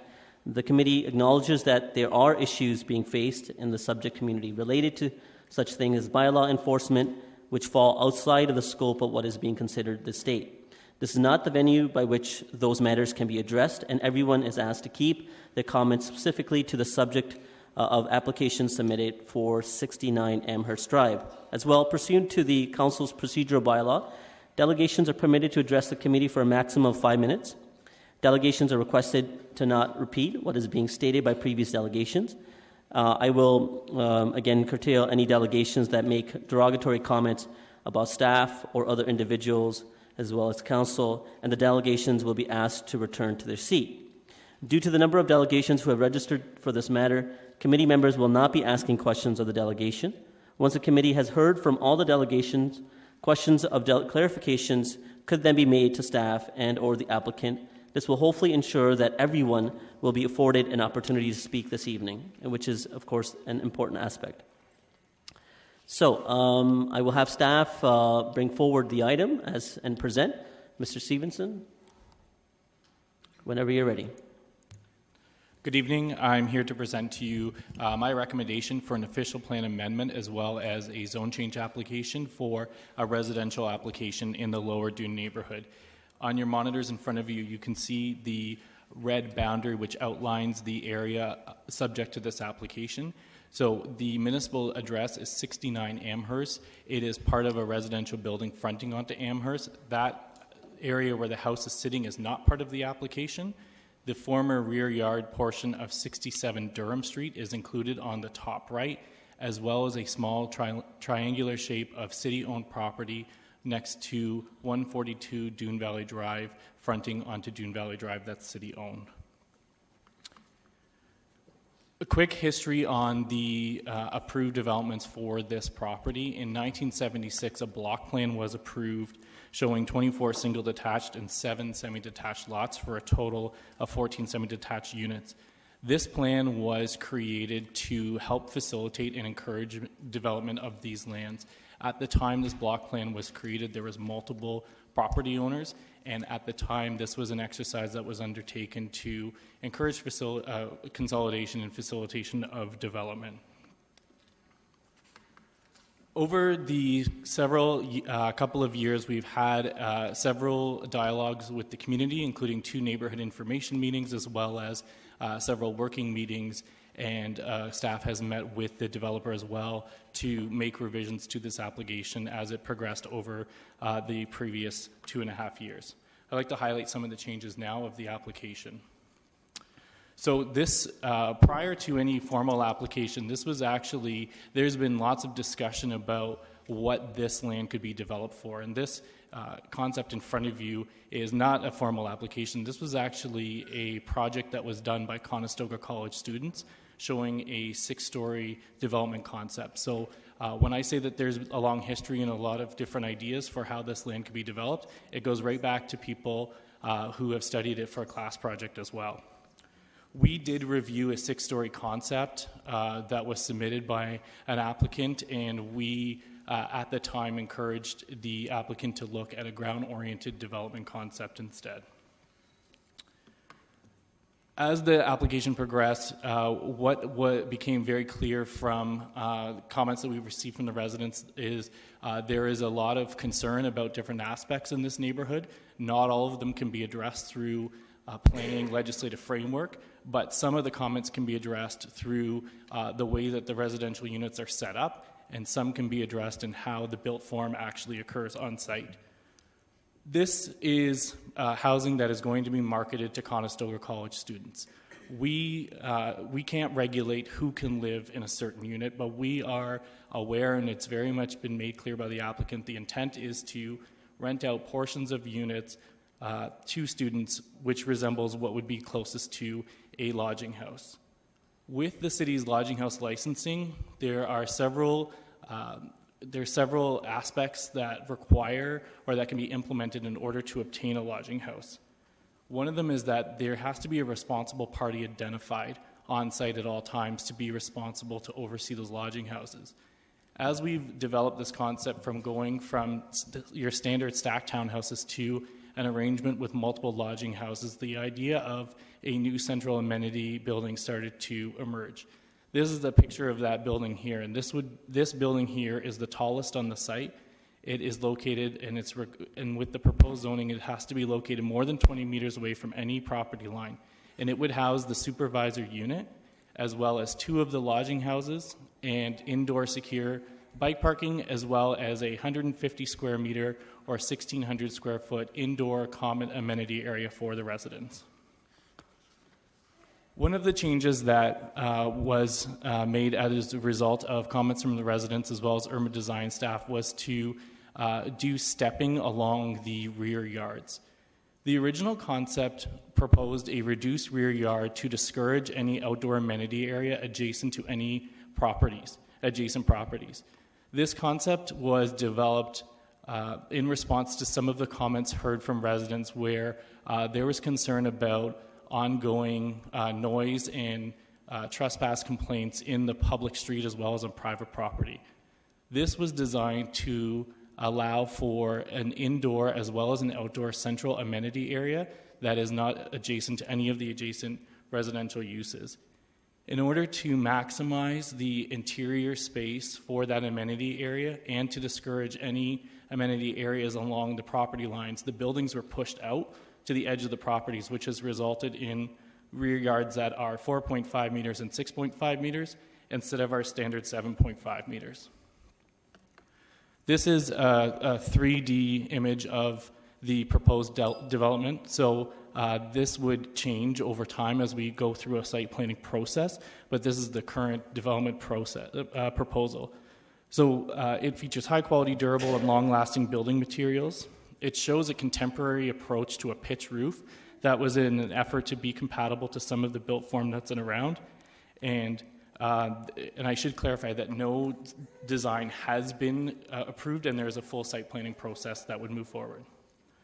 So again, seeing the central amenity building, which is the tallest building at 4.5 meters, it has been repositioned in response to urban design comments 90 degrees so that the supervisor unit would actually overlook the outdoor common amenity area. The biggest change and what makes this different from any other housing that's marketed to students in the Lower Dune area is I am proposing that this committee support lodging houses as a permitted use instead of stacked townhouses.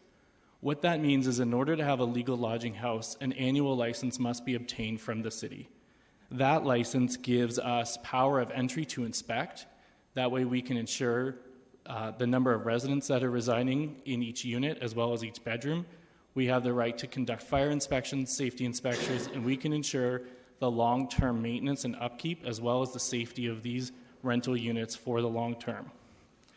The license also requires that the city be provided with the number of dwellers for each lodging house as well as an on-site supervisor for day-to-day operations.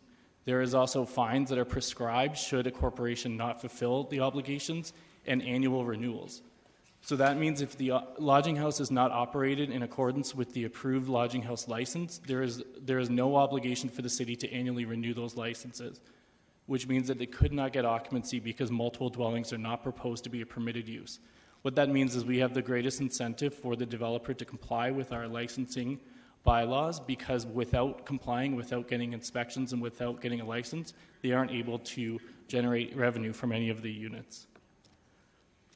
This has been a long file, and it's a complex file, and there's a lot of competing interests and a lot of different aspects that have contributed to the recommendation before you. It's important to know that Conestoga College does not receive funding, nor do they have any plans to build or partner for any student dwellings or any student partnerships for residential dwellings in the Lower Dune area or anywhere near their campuses. The college is planned to grow and will continue to grow. There will always be a demand for housing marketed to students in the Lower Dune neighborhood. What I'm proposing tonight is an opportunity to approve a student housing that is marketed to students that can be done in a responsible manner, that can be licensed and inspected, and can ensure the long-term safety of these units. Something that is not available right now in Lower Dune, and Lower Dune is the closest residential neighborhood to Conestoga College and arguably the biggest demand for student housing. Those are all my comments. Thank you, Mr. Stevenson. So next presentation is from GSP Group. Can I have Kristen Barstow, please? Kristen, as you're aware, you have 5 minutes to make your presentation. Thank you. Good evening, Mr. Chair and members of committee. My name is Kristen Barstow from GSP Group, and we are here representing Owl Properties. I don't have a clicker. With regards to the application for 69 Amherst. So just a quick overview of my presentation outline. We're going to have a quick discussion of Lower Dune community context, a brief overview of Conestoga College, touch on a bit, again, of what Mr. Stevenson spoke of with regards to the evolution of the proposed development, a summary of the proposed development and some of the key considerations and design elements, and then questions and discussions. So the map that you see in front of you is an aerial photography from 2016. It identifies some of the surrounding land uses in the context of the proposed or subject property. You can see the subject property labeled to the top of it. Conestoga College is to the right, as you see it, to the property. We've also identified the Mill Club townhouse development, the Dune House, or the Dune Settlement townhouse development, the most recently established Innisfree House for hospice. On the south side of Homer Watson, you see some of the commercial uses that exist, as well as the Conestoga College residence. And then further beyond the site, there's some apartment buildings on Old Carriage Drive, as well as the commercial uses that exist. This is just a brief graphic that was included as part of our package to the city with the initial application. It identifies the surrounding properties and highlights the various uses. So the white that you see with the yellow or brown buildings, those are the existing single detached houses. The orange that you see is either existing or proposed townhouse development. Pink is the heritage designated properties, and yellow is semi-detached. So just to give you an idea of the evolution or the context of the Dune South community, the aerial photograph that you see up here is from 2000. As you can see, the area is predominantly single detached residential buildings. Conestoga College at this point in time remains or is a moderately sized youth facility. This is from 2016, so 16 years later. You can see the evolution of the neighborhood, the addition of the Mill Club, as well as Dune Settlement townhouses. You can also see the evolution of the college and how it's grown significantly in the past 16 years. Conestoga College at this location offers 20-plus career-focused programs with degrees offerings. The college itself has 12,000 full-time students with 8,200 just at their Dune South campus. In addition to that, they also have 30-plus part-time students. Conestoga College has seen an increase in their student enrollment full-time, approximately 50% since 2007. So the community continues to grow. Evolution of the proposed concept. So as Mr. Stevenson touched on, the original concept as submitted and reviewed with the city was a 12-story apartment building with a total of 66 units. Through evolution and discussions with the city, the concept that you see on the left-hand side of the screen was from 2013. That when it was broken down to townhouses, and then 2014 where it was stacked townhouses and with a manager suite. Again, all intended to accommodate students. The concept that's being considered by you today is 46 stacked townhouses with one manager suite, all comprised of 4 and 2-bedroom units and surface parking. So I'm just going to walk you through a few renderings that have been prepared for the site. This shows the context of the proposed development and the massing of the surrounding buildings. This is picked up from aerial photography based on 2016, so this is as accurate as we can get with regards to the surrounding residential uses. In this picture, you'll see in the middle of the site, as Mr. Stevenson touched on, was the common area and manager's suite. It has been strategically located in the middle of the site to make sure that it's not imposing or the heights do not impact or have the least amount of impact on the surrounding residential uses. This concept, you'll see the variation in roof height. Again, this was to address some of the concerns from neighbors with regards to compatibility and massing, particularly adjacent to surrounding residential uses. In addition, as Mr. Stevenson touched on, there is a variation in the building facades. And then finally, just another view for those properties on Amherst. In support of the application, there was a TDM or a parking study that was done to propose or to justify the proposed reduction in parking. A number of considerations have been incorporated into the design of the building, including indoor and outdoor bike storage, as well as it takes into consideration the existing Grand River Transit routes that are in proximity to the college, as well as the shuttle services that are offered by the college to students. So in summary, we just wanted to highlight or reiterate the evolution of the Lower Dune community and the continued growth of Conestoga College, as Mr. Stevenson touched on. We've seen significant improvements in the development concept since 2009. We feel the design is compatible with surrounding low-rise residential uses. It's properly designed and will be professionally managed to accommodate students. The intent is to have somebody there full-time, a property management company to occupy that manager suite that will be there on a full-time basis to deal with any issues that may come up, as well as manage the students accordingly. And that concludes my presentation. Thank you, Kristen. As I already outlined, that there will be no questions of the delegations other than the applicant and staff, and because you represent the applicant, from the delegations there may be questions that arise that would need clarification from you. So if that's okay, I'm going to call you after all the other delegations have presented. Absolutely. Okay? Thank you. If I can have Daryl Howell-Jones, please.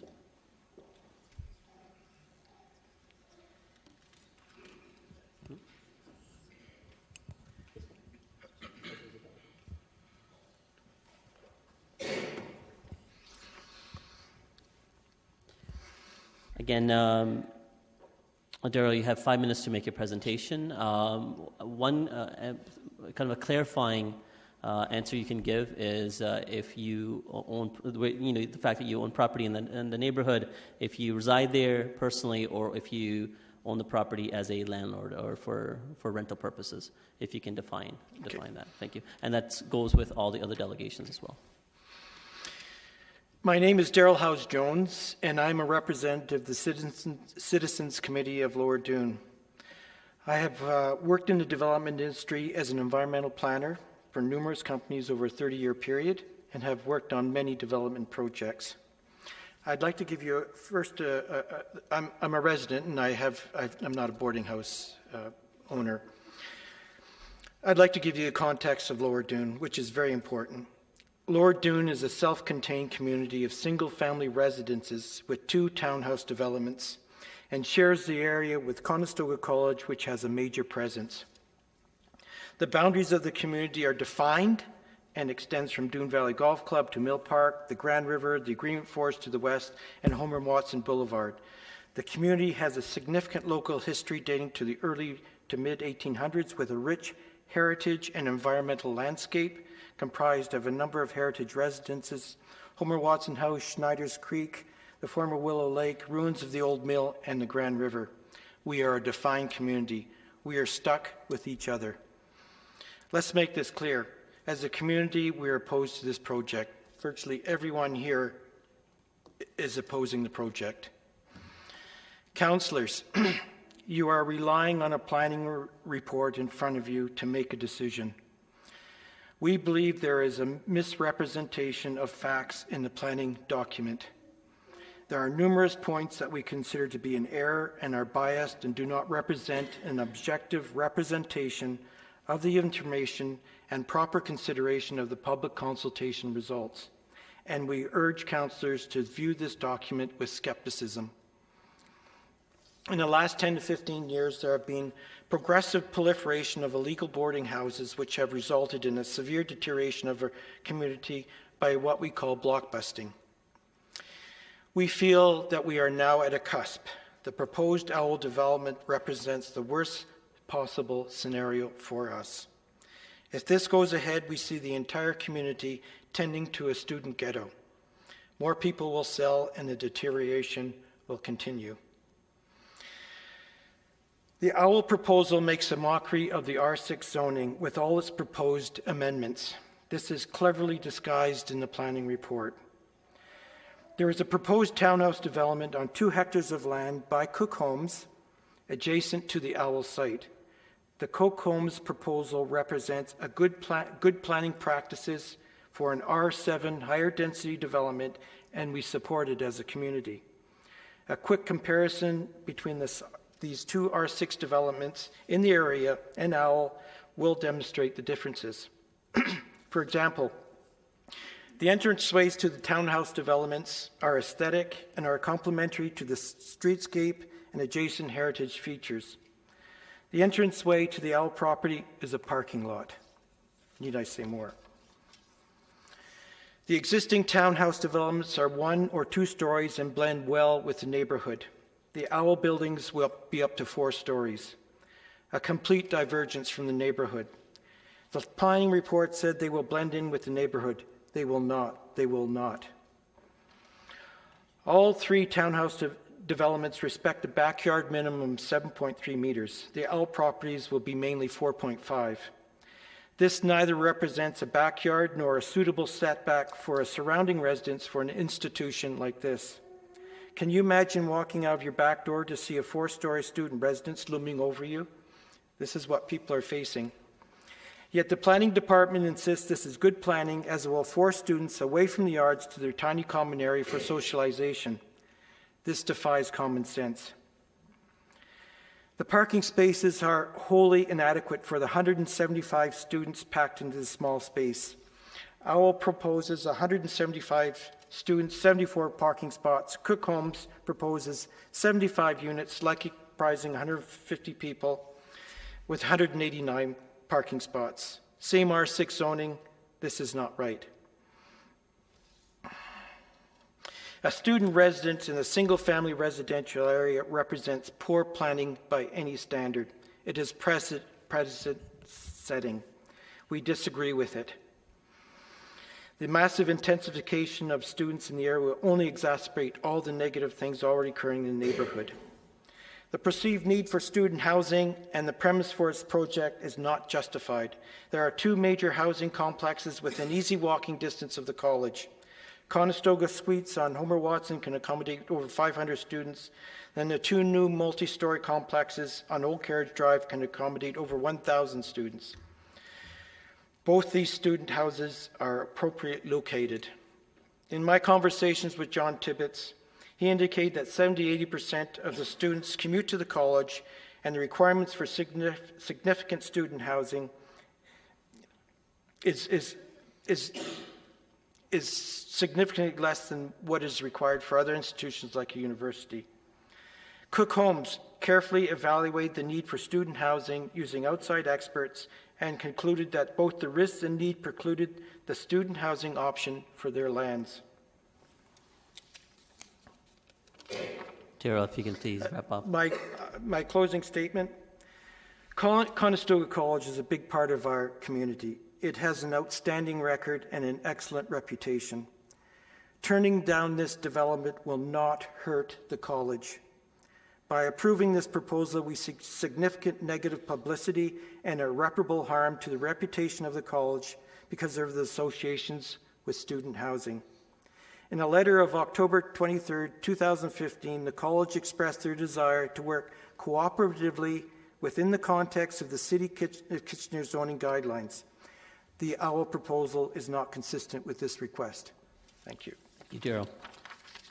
Next is Justin McLaughlin. Justin?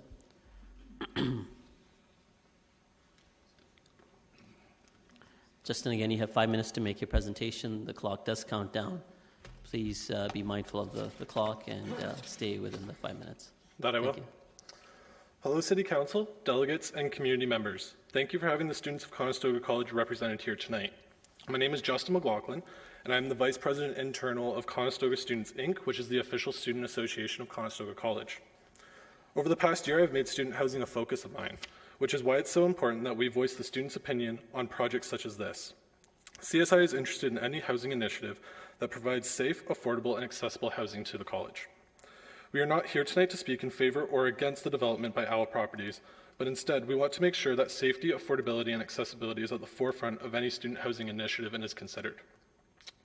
Much of the available housing that is currently available in our community is not necessarily held to the proper standards it should be.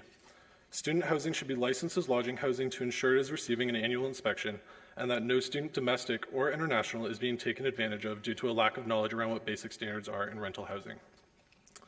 Another concern of students is the affordability of student housing. Students have increasingly higher debt loads year after year, and we never want to see students trying to pick between their rent and their groceries. The University of Waterloo reports a room/shared accommodations is on average $485 per month in the Waterloo region.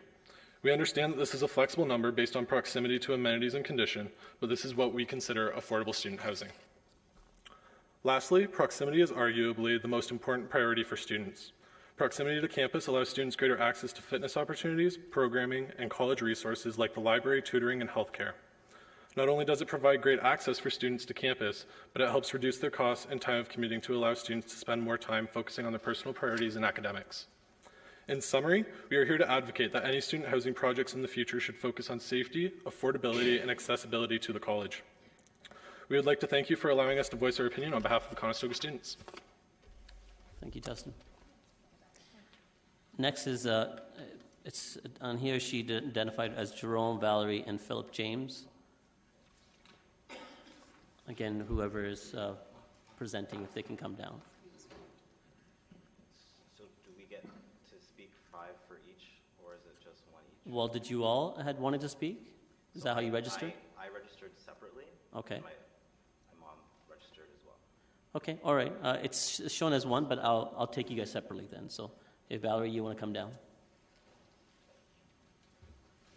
I'm sorry, you're Philip? Sir, Mr. James? Jerome, okay. Yes, I'm not here to take 5 minutes. I'll just quickly want to say that I've lived in the Dune area for over 28 years, and I've seen the neighborhood change drastically. Both my neighbor on either side have sold their homes, and it's now student residence.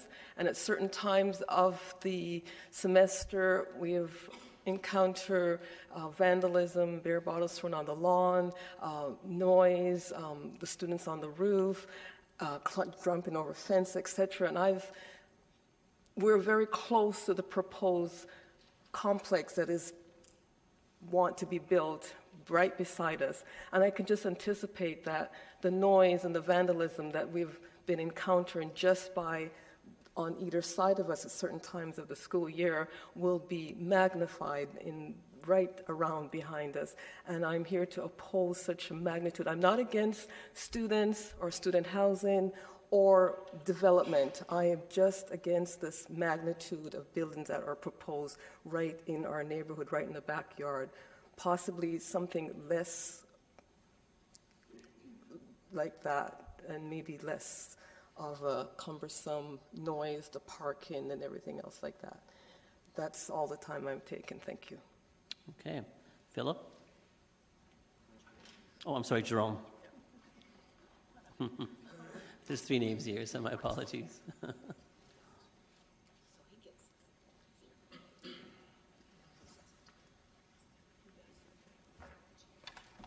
Welcome again. You have 5 minutes. Great. Thanks, everyone, for being here this evening. I'm speaking as someone that has been educated in the Ontario university system. I've lived in 2 different student ghettos in my student career, and I know what it takes to create proper student housing with students' needs and amenities in mind. I've actually worked for Residence Life at the University of Western Ontario, and the training that we go through to understand what students need, the ability and the capacity to respond to students who are the first time away from home is not reflected in what is happening with the proliferation of Conestoga College. It's not enough for the college to say that they're in a growth capacity, ever growing, without thinking in mind of the students and the well-being of the students that are populating the university. And I think it's an unjust idea that other people should take the brunt of that development or understanding because something is going to go wrong. As an example, at the University of Western Ontario, there are immense student populations in the surrounding area, but how do they control it or understand it? The university has taken great lengths to have off-campus advisors, people that work with the students to provide programming, to provide help, to provide that transition, whether that be programming to understand what to look for alcohol poisoning, to look at what happens when your amenities and the like, and to just grow a population in a residence, a community such as ours in Lower Doon is very disingenuous on the type of development or what should be in the charter of a university. It shouldn't just be the academics, it's the whole aspect of growing as a young person that they're not going to be exposed to by just packing a lot of students into a small area.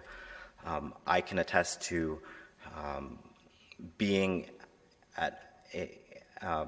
in the house that's next to this proposed development. There's been times when students are jumping on our roof. They've gone onto their own roof. No one is available for to say no, basically, and they run amok. And we've experienced police having slow response at times because they've been called there an hour before. So it's very disheartening to hear that every other sentence, well, where Conestoga is growing, we need to be forward-thinking, when the college is not forward-thinking on the well-being of the students that are coming in, forward in this expansion. And I think that should play a role in your decision about the capacity of the students in the area, as well as the future of a very historical area of Canada, or of our region of Kitchener. It deserves to have its heritage respected, and a more study should go into how the next block or the future of this area should be developed, because right now it's not being considered, and a lot of developments happening to make quick money. And I just wanted to say another thing. Someone that is hired 24/7, that has no stake in the community, that's not a representative from the college, is not a part of their peers, cannot control a house of students the first time away from home. They don't have the training for it, and they don't have the best interests in the students at heart. And that's not what happens at every other campus that has a history or a long-term relationship with the surrounding community. You can see it at Queen's University, you can see it at Western University, you can see it at University of Waterloo starting. They need to have a commit, Conestoga College needs to commit to being a part of the students' well-being in the area. Thank you very much. Thank you, Mr. James. Can I have Scott Murray, please?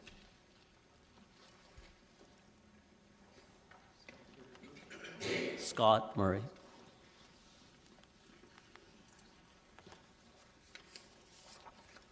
Thank you, Mr. Chairman. Thank you. Again, if you could identify, if you don't have to state where you reside, but if you live in the neighborhood, if you live there, or if you own the property. I'm in the Mill Park area. I am not a landlord. Okay.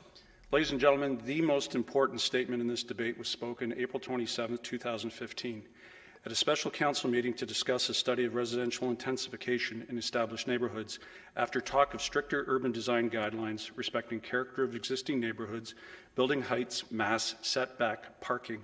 Mayor Verbanovic said, if someone is going to come in and all of a sudden want to do something that is significantly different, that doesn't sit with the rest of the neighborhood, then there should be a higher level of scrutiny on those kinds of projects. And we need to make sure that they're built in such a way that respects those existing neighborhoods. Later in the meeting, when Councillor Fernandez voiced concern that Lower Doon was relegated to phase 2 of the study, the mayor added, I too share concerns in terms of residential neighborhoods around Doon and the need to address the issue of student housing. That's something I've spoken of as well and have committed to working with you and the college and others to begin to address these issues. I do think, though, that it needs to be looked at comprehensively in the context of all issues, which include fire and bylaws and everything, not just in the context of infill. At that same meeting, Mr. Alain Pinard, Director of Planning, City of Kitchener, stated, the student housing issue, I will admit, is an issue we do see as being different than the others, but it's more than just a planning issue. It's not on our business plan yet, but a 2018 project to actually look at the entire framework as a corporate project. The area in the vicinity of Conestoga College, it's an area that's identified in our official plan as one that requires further study. It's in the strategic action plan now. The mayor, several councillors, and the director of planning all agree there is a need to study Lower Doon, and yet planning is recommending these applications with changes that will cause irreparable harm to our neighbourhood before the study has even begun. In the record last week, Mr. Pinard said the city has a duty to process and consider filed applications. I agree, but staff is under no obligation to amend the official plan. And in November 2015, with the permanent residents, taxpayers of Lower Doon Citizens Committee, Mr. Garrett Stevenson, planner, City of Kitchener, told us Oliver is our client. Mr. Stevenson, Mr. Yan may be your client, but we are your citizens. We are the taxpayers. In that same meeting, as we discussed the proposed development at 69 Amherst as being wholly inappropriate due to its location, density, setbacks, lack of parking, Mr. Stevenson said, technically, the development won't work. And in last week's Kitchener Post, Mr. Pennard stated, "We regulate uses, not users."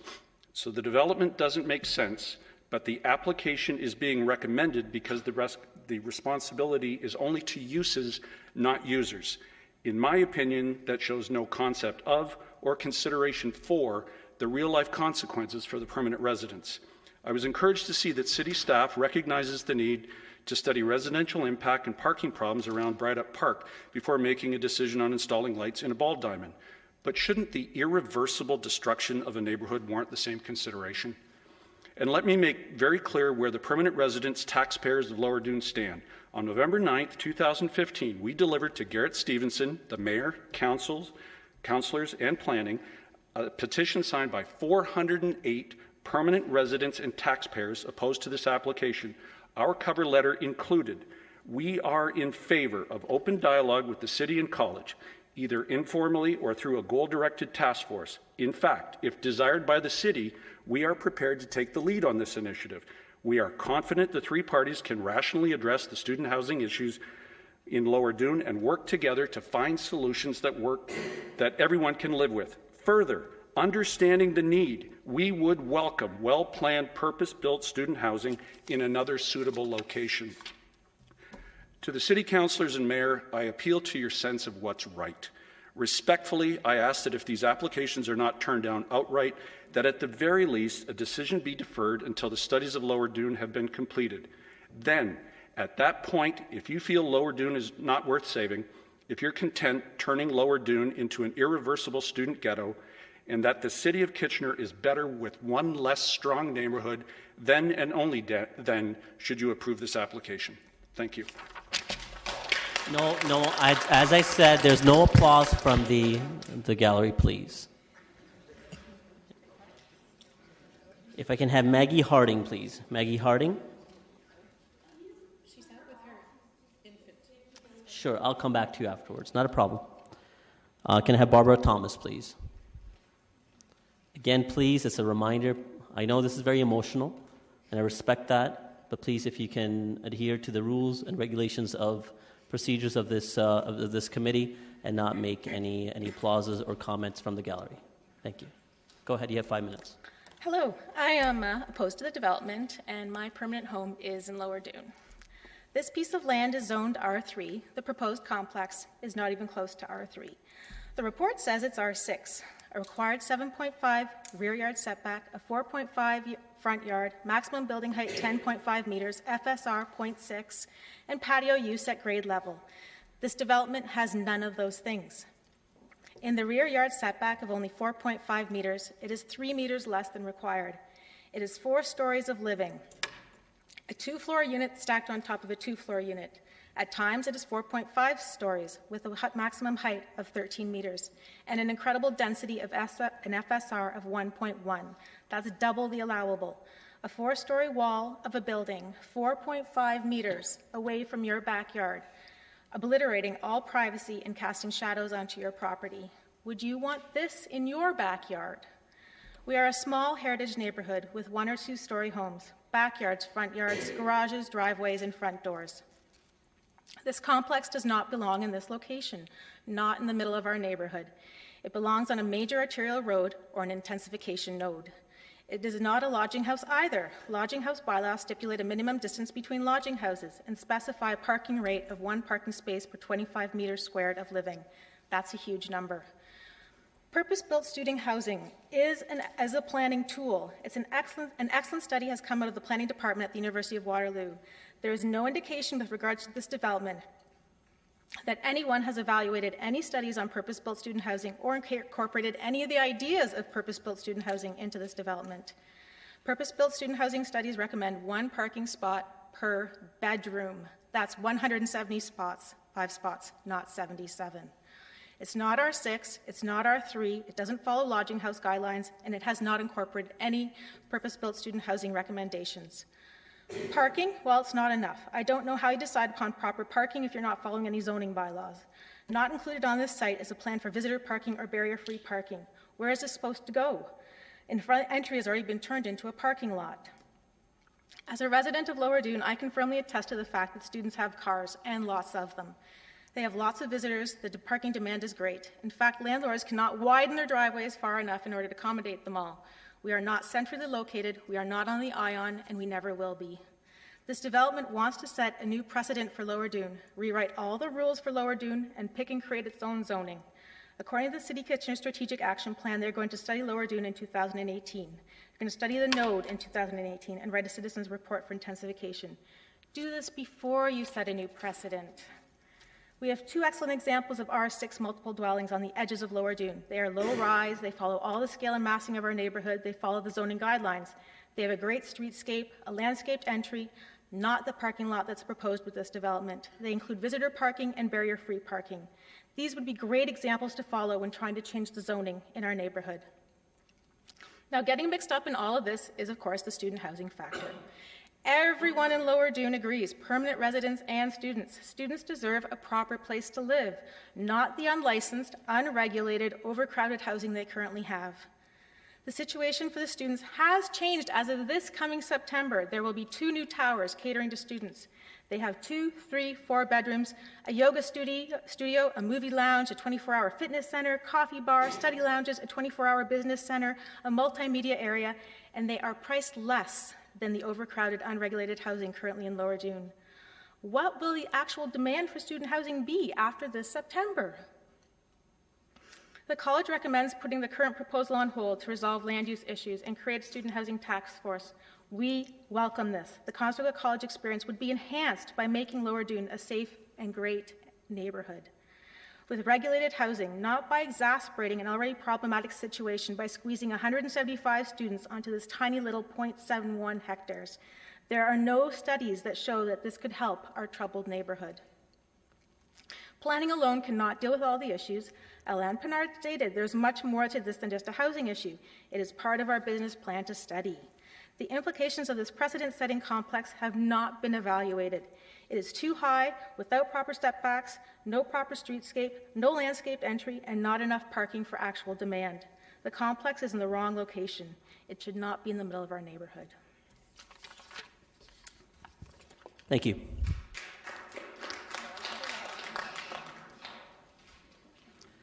Again, a reminder, please, if you can withhold applause after delegations are presented. This is a second reminder, please.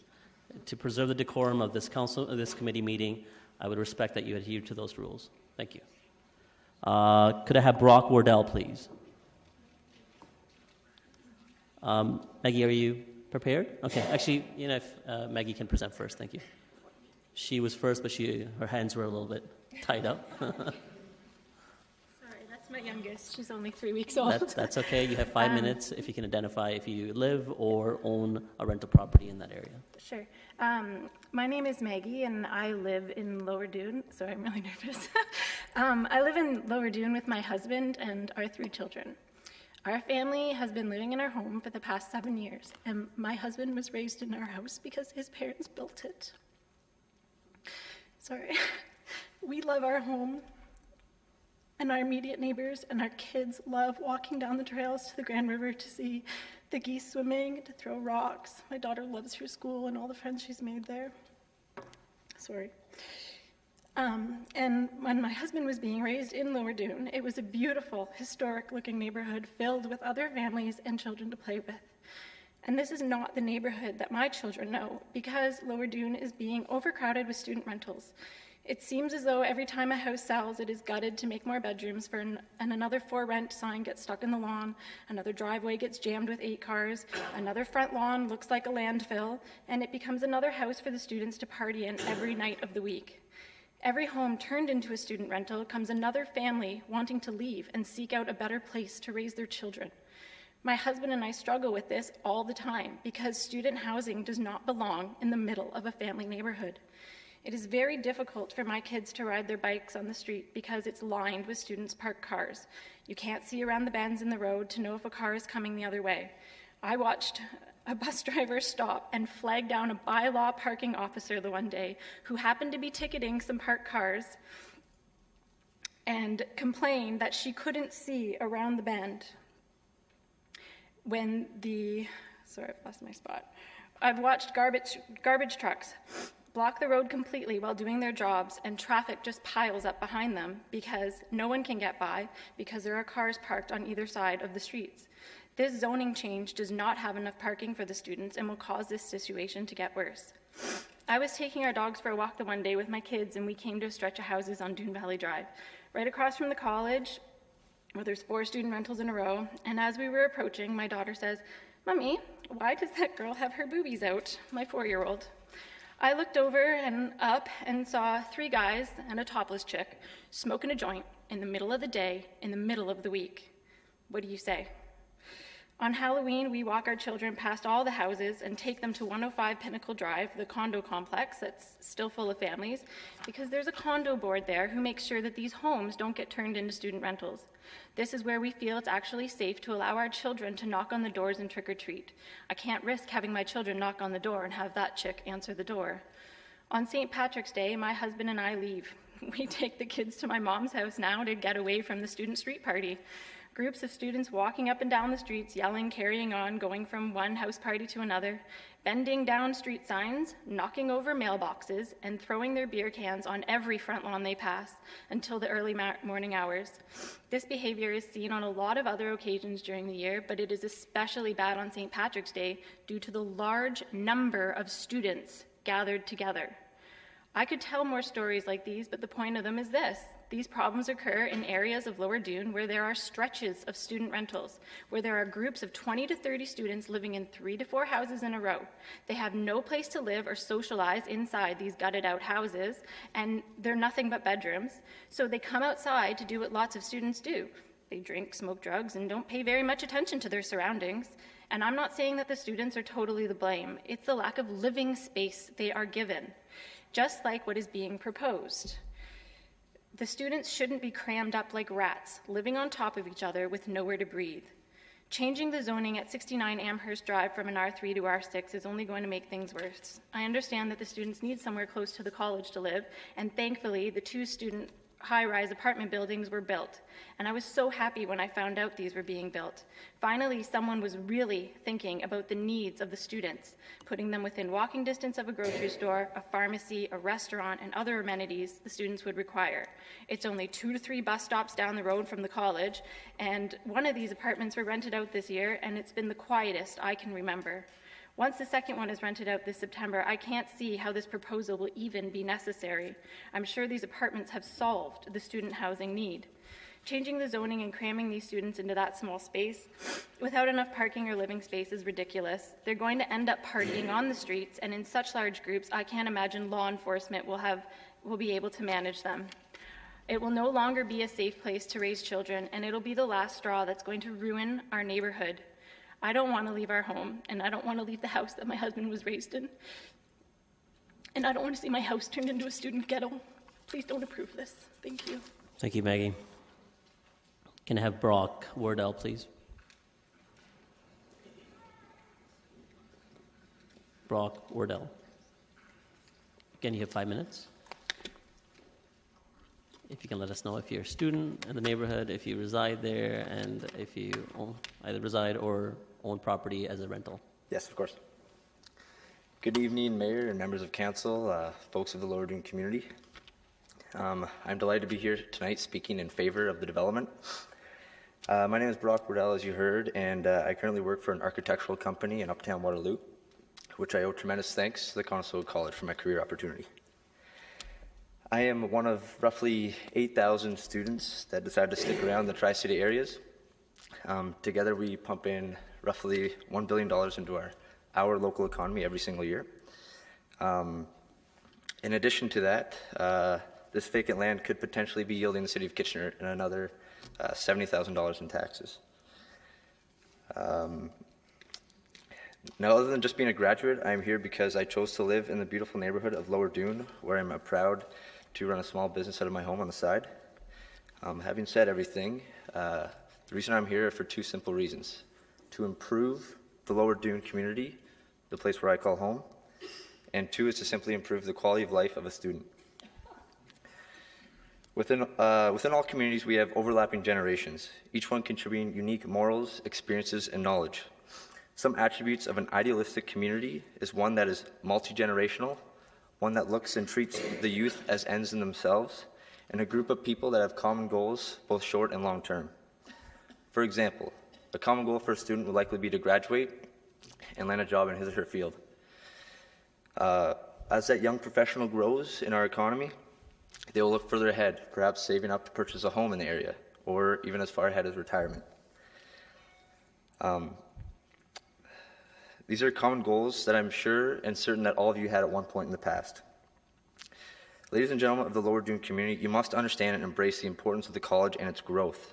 By providing safe, clean, and purpose-built housing for the students that attend the college would improve their everyday life.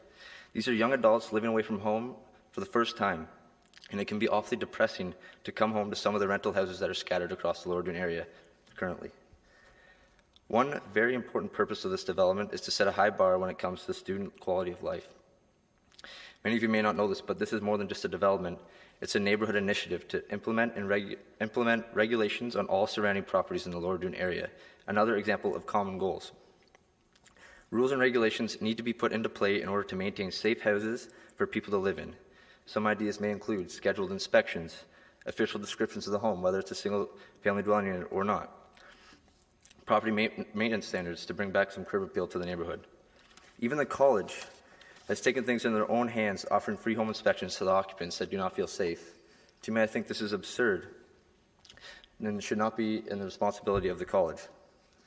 My purpose tonight is to persuade you all and see the potential possibilities of the Lower Dune community if this proposed student village is to be approved.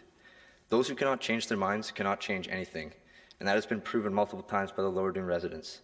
They fought the Dune settlement on Pinnacle, and it exists today. They fought the Mill Club on Dune Valley, and it exists today. They even fought the Grand River pedestrian bridge by the golf course, and it exists today. But look at the community now. What would the community be without the Dune settlement or the Mill Club? And what would this crowd here look tonight without them? Having said that, these developments are now pillars in the community that have a huge voice. I am firmly a believer that a student village will be an additional pillar to the Lower Dune community, only making it stronger. Thank you. Could I have Justin Kelly, please? Ooh. Are you okay?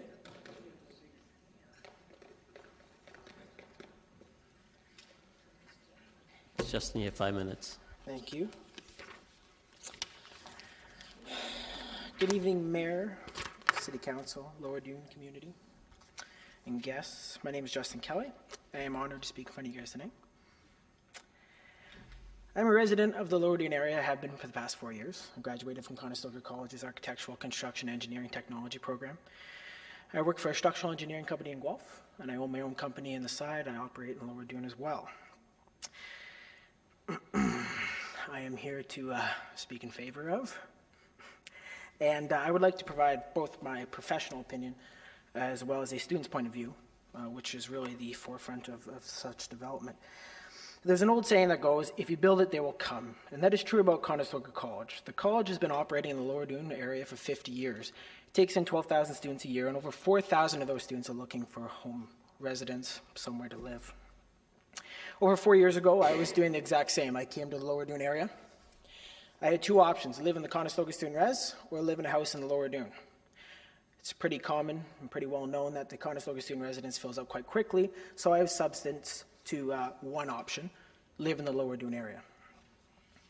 Although I was fortunate enough to find a nice, clean, secure house in the Lower Dune area, I cannot say the same about many of my classmates and friends.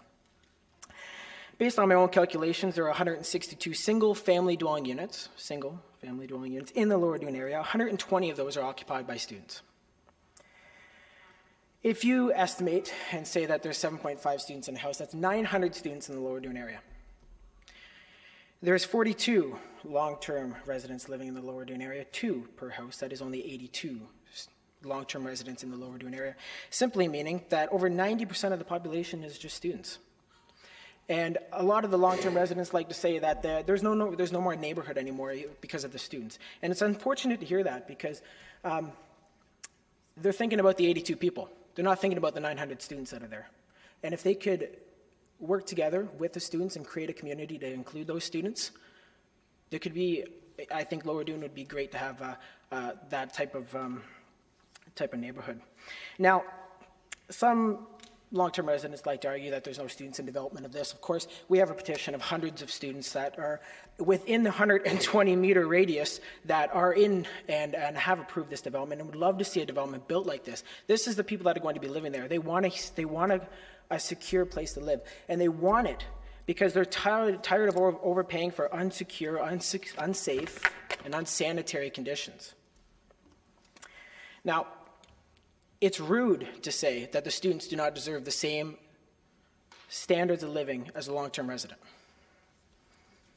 The student village will create a standard in the Lower Dune area. It simply means that other landlords have one of two options: shape up or ship out.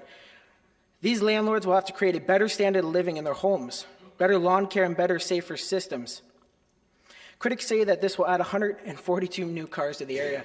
Conestoga is a commuting college. Over 70% of their students have to commute to the college.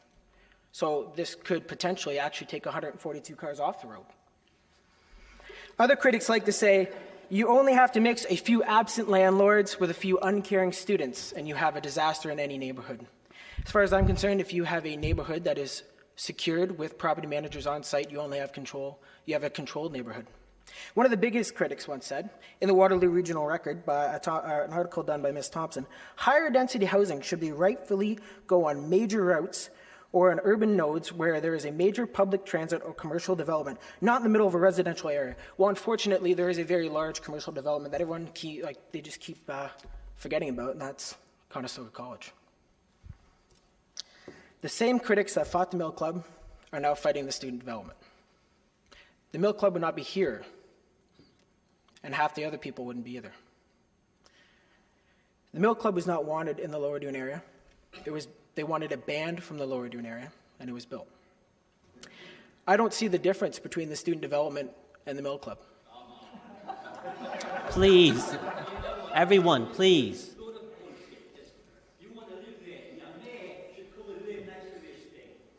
Thank you. Please, everyone. Thank you. For us to get through this meeting, we have The to be development respectful. is part of the solution. Just for a second. Please be respectful of the people that are presenting. So you may differ from their opinion, but please, if you can keep your comments and laughter aside. So carry on, sir. The students are they're society's future. They are the Lower Dune future. A great college once said, "What you do in here counts out there." I went to that college. I still live in the Lower Dune area. I love the Lower Dune area. I love the students. And I just love the students. Thank you. Thank you. Can I have Louisa Stevenson, please?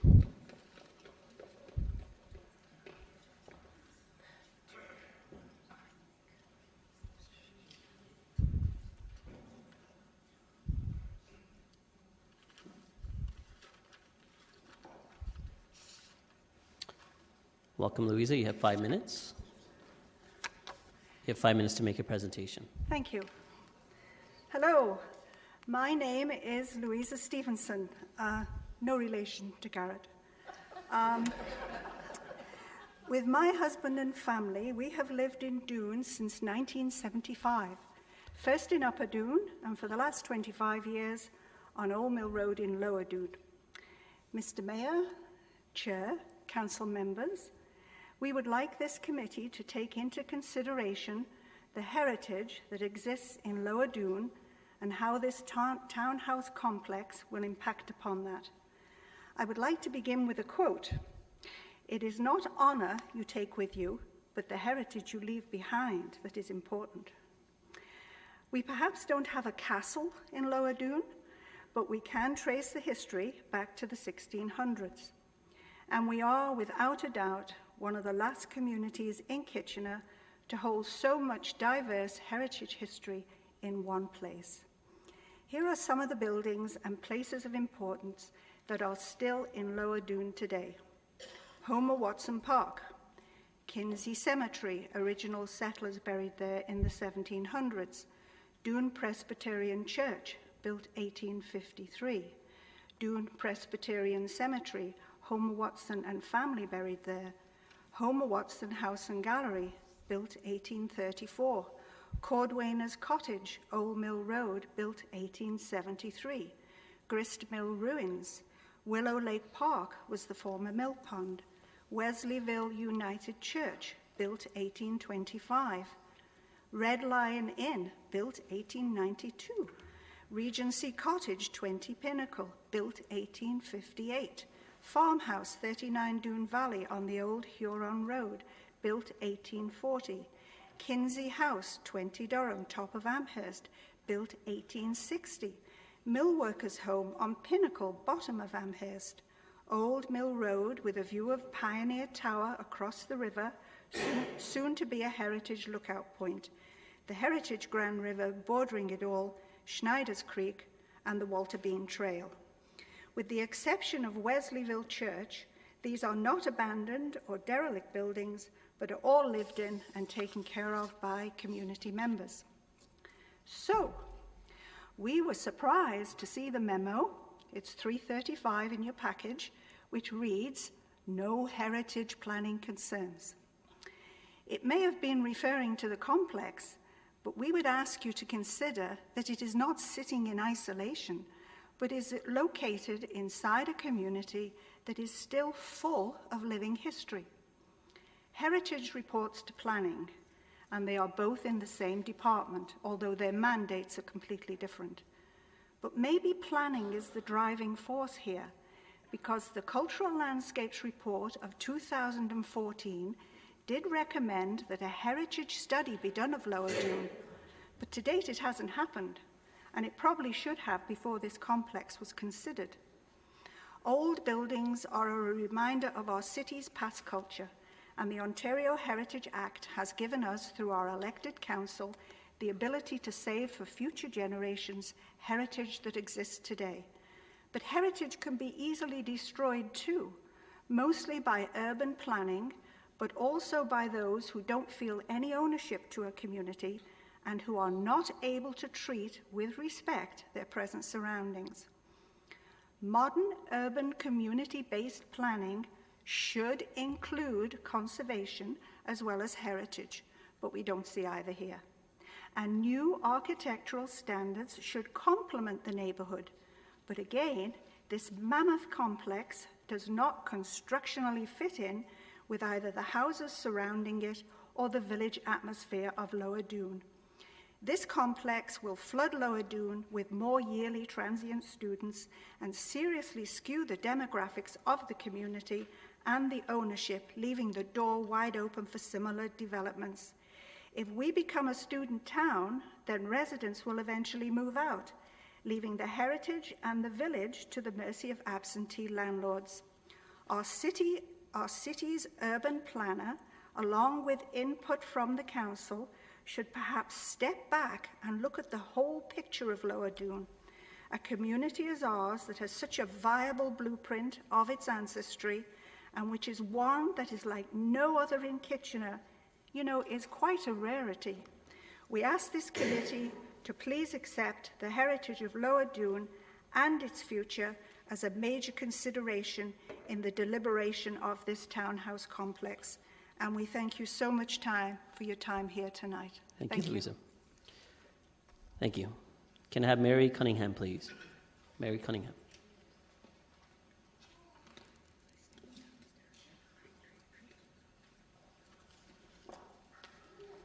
You have 5 minutes.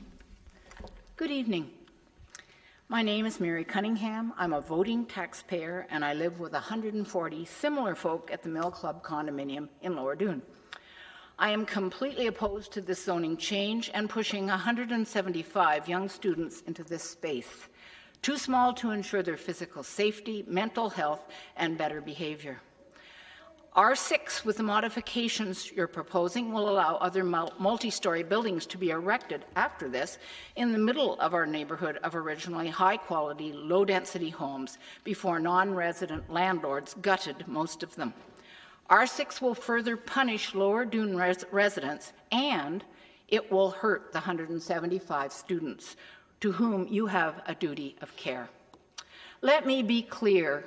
I don't dislike students. I taught high school in Ontario for 30 years, and I know these guys really, really well. Putting 175 of them all together in a small space like this is just plain foolish. Not quite adolescents and not quite adults away from home for the first time.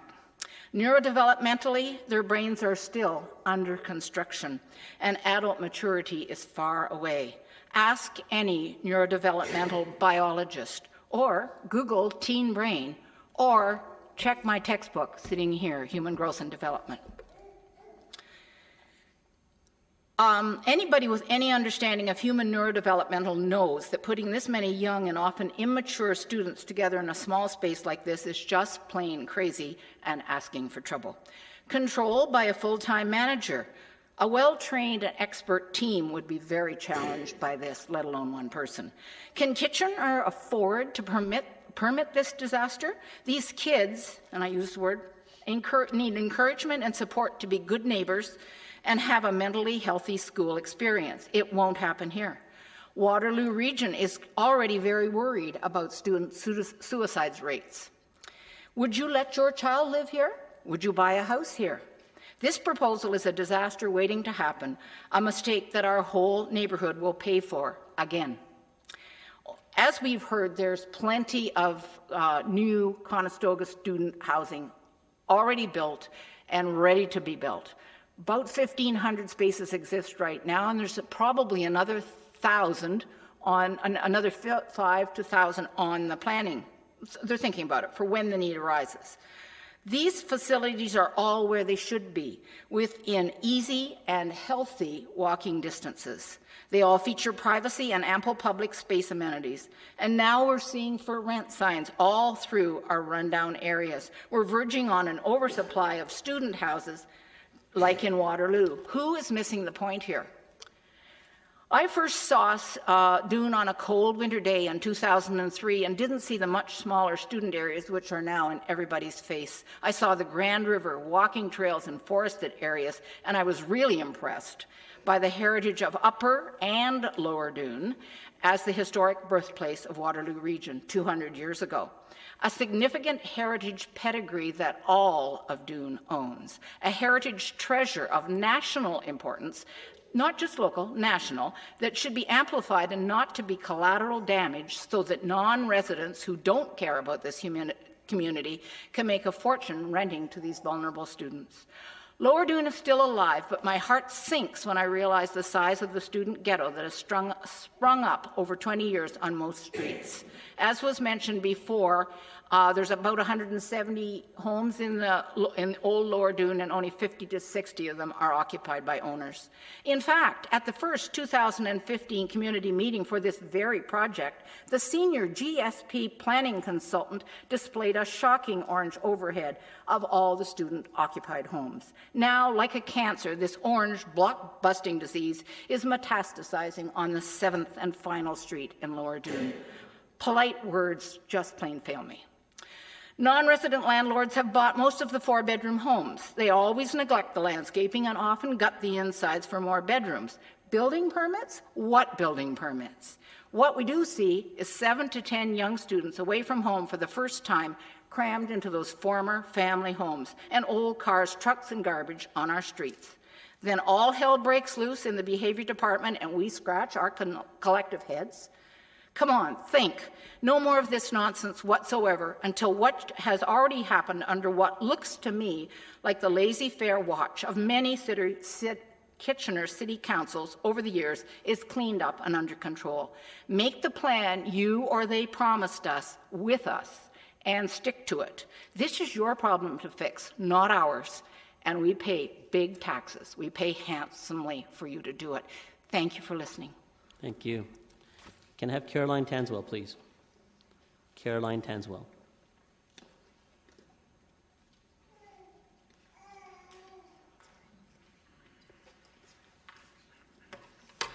Good evening. I'm Caroline. I live in one of the pillars of our community, the Mill Club. But I live there as a tax-paying citizen, a full-time resident, not as a transient student. I anticipate that many of you sitting around this horseshoe got involved with municipal politics because you were passionate about a cause in your community. You wanted to make a difference, You ran a successful campaign, and here you are. Now you can make a difference. We have a beautiful city. As our mayor, Mayor Vrvanovich, you can extol the virtues of living in Kitchener. What a jewel we have in Lower Doon. You've heard about it. Heritage buildings, beautiful countryside, an excellent community college, an amazing museum, and fantastic residents. Look around you. Look at all the people here tonight. People are angry. You saw that. People are worried. They are concerned. Because this project does not belong in the middle of residential housing. It does not. Mr. Singh, tonight I sat in a little early and heard you say to another delegation about planning for this city. You said the city looks for balanced growth and balanced planning. Well, if you come and see firsthand the area in which Owl Properties wishes to build, then you should understand. This is not balanced growth. This is not balanced planning. Really, in the middle, you saw the pictures, in the middle, not at the side, not in behind, but smack dab in the middle of residential homes. I was on a website of Waterloo realtor Keith Marshall. He said a few things about student housing. I'm not going to give them all to you, but some. One of his quotes, "Students don't care. If you think they're going to take care of your place, they aren't. They can walk right past recycle bins sitting at the curb all week. The dishes get done when they run out of dishes. They are half-formed adults without common sense. Maybe some are different, but I, Keith Marshall, was the same. Landlords are partly to blame. As they try to squeeze as much money as their investments as possible, things quickly go from bad to worse. Eventually, with the intention to sell, the owners will tart things up and unload that investment on the next guy who has read a book about property investment and is ready to jump in." He was a realtor. I think he knows some of the problems. We have heard that Owl Developments is going to hire a full-time person to manage this development and to manage the problems such as the ones Keith Marshall has referenced on his website. I work at the University of Waterloo. Last week, there was a student suicide there, the second since January. It was at the University of Waterloo, in a residence where there are student dorms on every floor. University of Waterloo President Ferdinand Handelaper noted that the university has 22 full-time counselors, 2 psychiatrists, a mental health nurse, and peer support groups, as well as 25 health center professionals who address mental health issues on a routine basis for the university.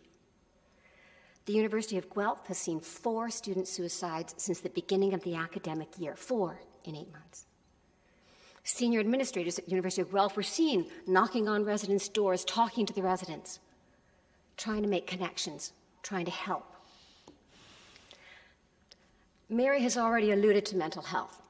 You've asked that I be considerate and not go over and over points again. But how can one property manager who is not a healthcare professional manage 175 students living in very tight quarters who are away from home for the first time without their family supports,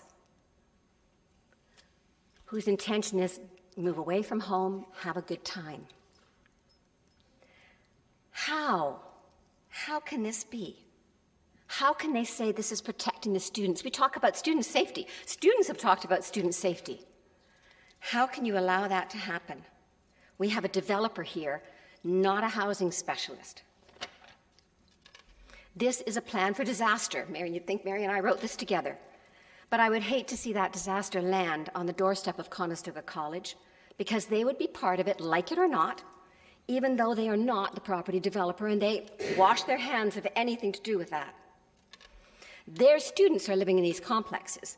Conestoga College students, our community college students, we have a responsibility.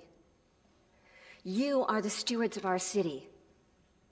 You can see that this is not a project that the entire, and I mean the entire residential community supports. We live there. We play there. We love there. And we're here tonight asking you to do your due diligence. Halt this project going any further until you complete a full and open community study on Lower Doon. We are not being unreasonable.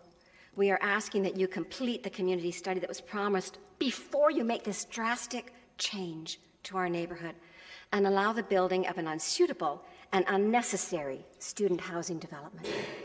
Thank you, Caroline. Can I have Terry Palmer, please? Terry Palmer. You have 5 minutes. Mr. Chair and members of the committee, I am Terry Palmer and I live at 350 Doon Valley Drive, and I'm here to represent the permanent citizens of the Committee of Lower Doon, and I'm opposed to this application. I have resided in Doon and Lower Doon for 52 years, almost all of my life. As a kid, when not by the pool, my childhood friends and I biked daily through Crestman's Woods, rolled down the hills to the banks of the Grand River. This was actually before the barriers were set up to protect from erosion. And I marveled at what history taught us in all of the buildings of Doon Pioneer Village.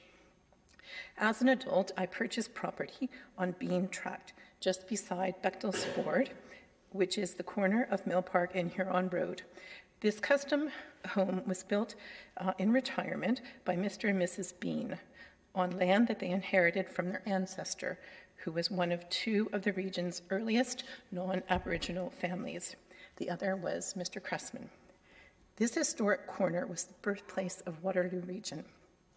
The heritage plaque on site here is fascinating, and if you have never read it, it truly is a must. And so I continue to be surrounded by the historic value of Lower Doon that I cherished so much, as well as the trails, the Grand River, and the treasure trove of nature and wildlife, which included deer, wild turkeys, hawks, raccoons, and opossums, just to name a few, right on my own back property.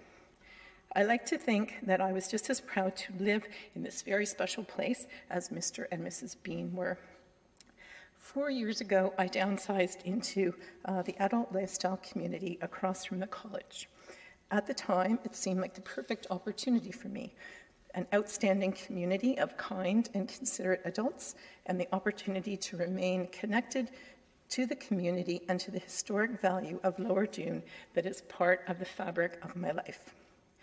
I would also still enjoy immediate access to the almost endless trails on both sides of the Grand River.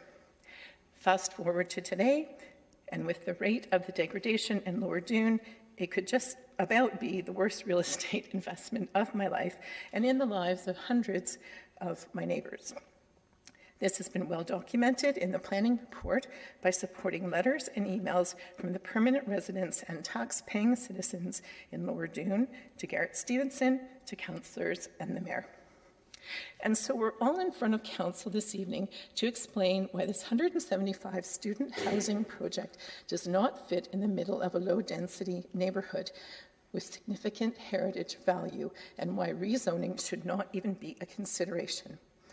Unfortunately, what the developer is suggesting goes completely against the character of the heritage value of this neighborhood. I'd like to quote from the record of Thursday, March 30th. Oliver John, the developer behind the proposal, says he believes purpose-built student housing is a better option than converted homes. I've never felt stronger that students deserve to live in a safe, secure environment close to the college, end quote. I dare say that Mr. Jan's concern for the safety of students, as expressed to the media last Thursday, is simply driven by his anticipation of the rental income that 175 units would net.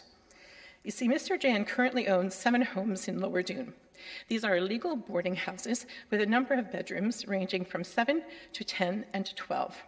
If he really cares for the safety of students, then why would so many of them be crammed into these illegal boarding houses? I have handouts here for you that will feature all of the rentals that Mr. Jan owns in Lower Doon. This has been pulled from his website. We did not edit the typos. It is very important to note that Mr. Jan has never applied for a permit on any of these properties, even though extensive work has been done in order to maximize the number of bedrooms in each boarding house. For instance, he purchased 111 Pinnacle Drive in 2010. The basement was converted to 4 bedrooms, followed by the upstairs being converted into 6 to 8 bedrooms. 69 Amherst has 7 bedrooms, including a garage converted into a bedroom. Because Mr. Jan does not respect the law, his reputation in this community is one of a developer who absolutely cannot be trusted. So we have an unethical developer who believes he is above the law, and we truly are opposed to this development by this individual in our neighborhood. In closing, I believe that the city needs to take a leadership role in Lower Doon. It is long overdue. The degradation that has been allowed to escalate on Doon Valley, Pinnacle, Amherst, and Orchard Mill, and the ongoing problems that are associated with this, and the number of students in this small community absolutely needs to be addressed before any student housing is allowed in Lower Doon. And lastly, as Daryl Howes-Jones illustrated earlier, it is very important that as councillors voting on this issue, that you know and understand the inaccuracies in Garrett Stevenson's staff report, and that the report cannot be trusted as to its contents. Thank you, Terry. Thank you. Can I have George Mann, please?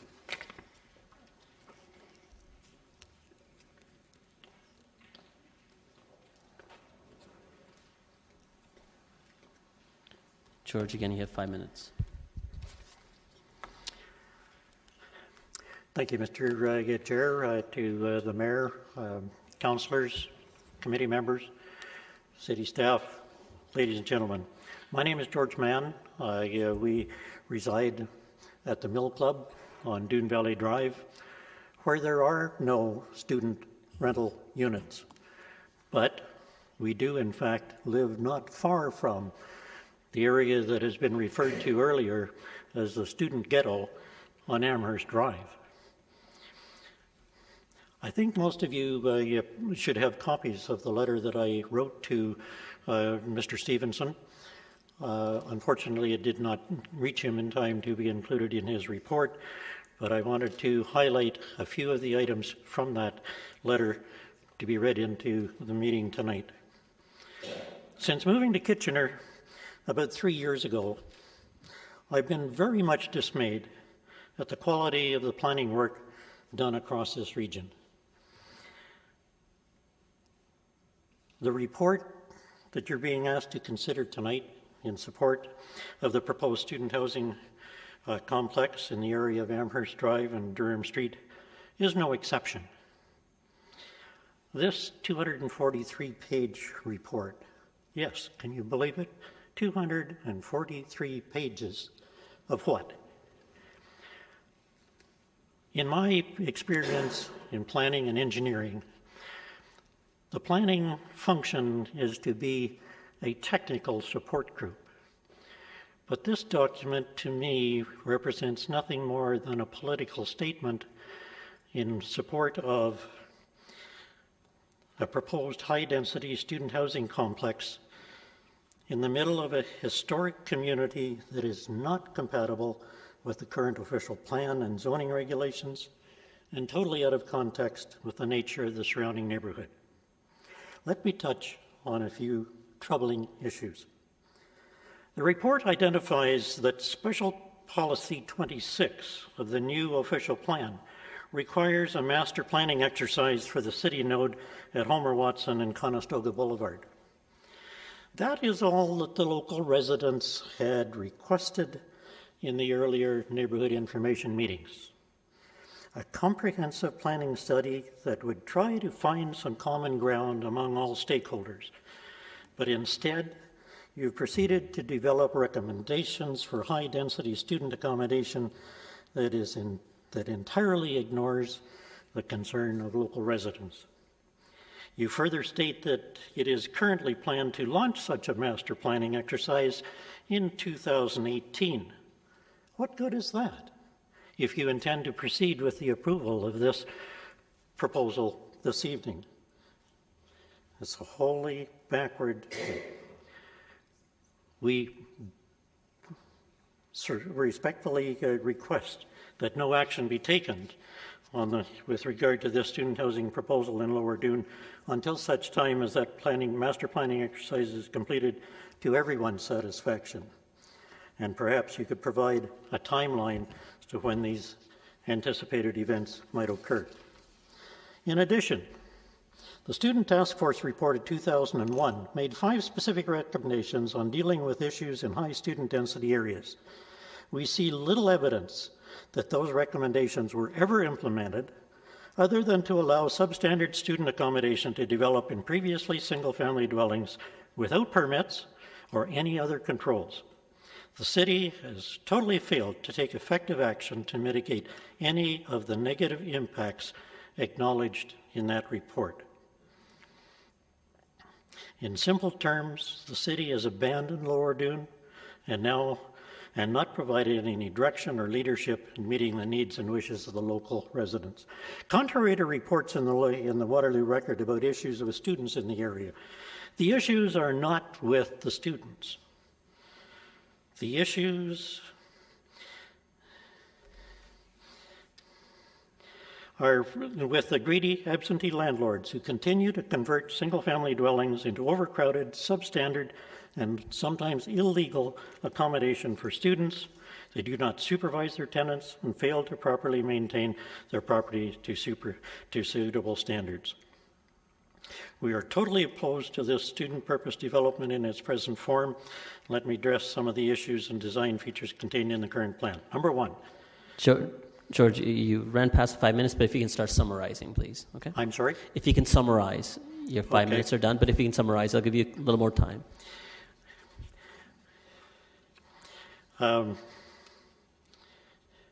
Okay, I think some of the earlier speakers have spoke to those issues of that current plan that are troublesome to all of us. The alternative, what is the alternative? Well, Mr. John claims that development of this size is required to be viable, but not in a low-density residential subdivision. Why not move it closer to Conestoga or closer to Homer Watson Boulevard or across the highway to the South Campus, where there's probably some property available left over from the Sportsplex complex proposal. In closing, let me say that your presentation is rather overwhelming, but in many respects misleading and unprofessional.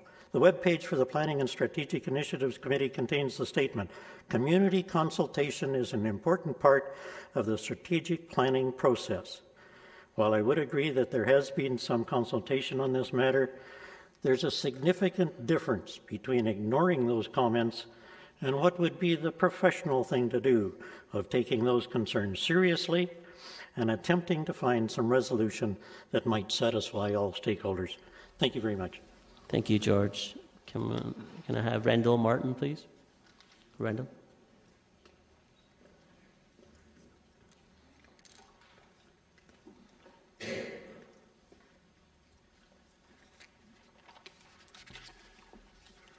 Good evening, committee members.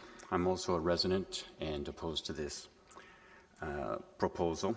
I'm here to speak to you about one little area of the planning report that you're basing your decision on, and that's 319, off-street parking. It's only 3 paragraphs long. First paragraph says, residents have raised concerns. We're all in agreement. There's where the whole thing's about to fall apart, though. Now, what drew my attention to this section was when they raised the issue of bike racks. I've lived in the neighborhood for 34 years. I'm an avid cyclist. I have never seen one of the local students ride a bicycle, ever. And you're supposed to believe that less parking's required because they're going to put bicycle racks in. There's nowhere for them to ride to. They need their cars to get back to Vaughan and Woodstock and London and St. Catharines. That's why they have cars there. So bicycle racks aren't going to help, and there's going to be cars. Now they submitted, that is the applicant submitted a parking justification and TDM plan. Who knew what that was, right? I looked it up, so I know. I got it written down here. Someone shouted out for transportation demand something or other. So I looked it up, and strangely enough, it's Paradigm, a company called Paradigm that submitted the report on behalf of Owl Properties. In their executive statement, it says, the plan is prepared to provide the municipality with justification for a reduction in the amount of parking required. How do you think the report's going to end up? Now, in this report prepared by the city planning department, it says that there were 2 independent data sources referenced in the report that was submitted. There were not. There is a reference to a survey done of 3 buildings up in Waterloo. It says a survey. It's no more than 9 out of 10 Pepsi drinkers in a recent survey preferred Coke. It doesn't tell us who did the survey. It doesn't tell us how many people were surveyed. And when I asked Mr. Stevenson about the source of it, he said, well, it was likely Paradigm because they do all that work. So there's one of your independent data points. The other independent data point is a little more credible. It's a 2011 Transportation Tomorrow survey. Never heard of it before. I looked it up. There might be some quibbles with how they get their data. There always is, of course, with surveys. But let's take it at their word. What they say in this and what they base the proposition that they need fewer parking spaces on is the proposition that within a radius of 2.5 kilometers of the development, all the townhouses there have, on average, a ratio of 1.33 cars to each unit. Not to each bedroom, but to each townhouse. And they use that to extrapolate how many parking spots they're going to need. Not suggest they have no idea how many adults are in each of these townhouses, how many drivers there might be, but simply, there's something like theirs, right? There's bedrooms, there's a bathroom, it's about the same. It's not the same. They have no idea. There is no data to suggest how many students will have cars. What would the expectation be? How do we come to that expectation? It's not there. And we're told, hey, we can forget about the bylaw. We can get by with less parking. And they got a really good plan to get by with less parking. What they're going to do is decouple the parking from the units. They're going to charge so much for the parking, students aren't going to want to park on their place. So where are they going to park their cars? That's why we have concerns. It's not going to end up looking... Have you ever been near Ivor Wynne Stadium on game day? That's what our neighborhood looks like on a full morning already. I don't know if it's all the residents with their cars parked, whether it's friends that other parts of town that come and park. It looks like that now. You know, the guy that runs the illegal lodging house next to me, he's not filled up this year, but he's got extra parking, so I can see where this is going to be going in the neighborhood. If they can't rent out their units in the future, they'll be renting out their parking all over the place and repaving, and that's what's going to happen to our neighborhood. Now, I decided to address these 3 paragraphs because of the issue of cycling. It caught my attention. I dug deeper. I wonder what's in the other paragraphs, in the other headings, for anybody that wants to dig deeper and see about the truth of the statements. In my opinion, the planning department rubber-stamped the report that was sent to them without doing any critical thinking. Thank you. Thank you, Randall. Can I have Jeffrey Beckner, please? Jeffrey Beckner.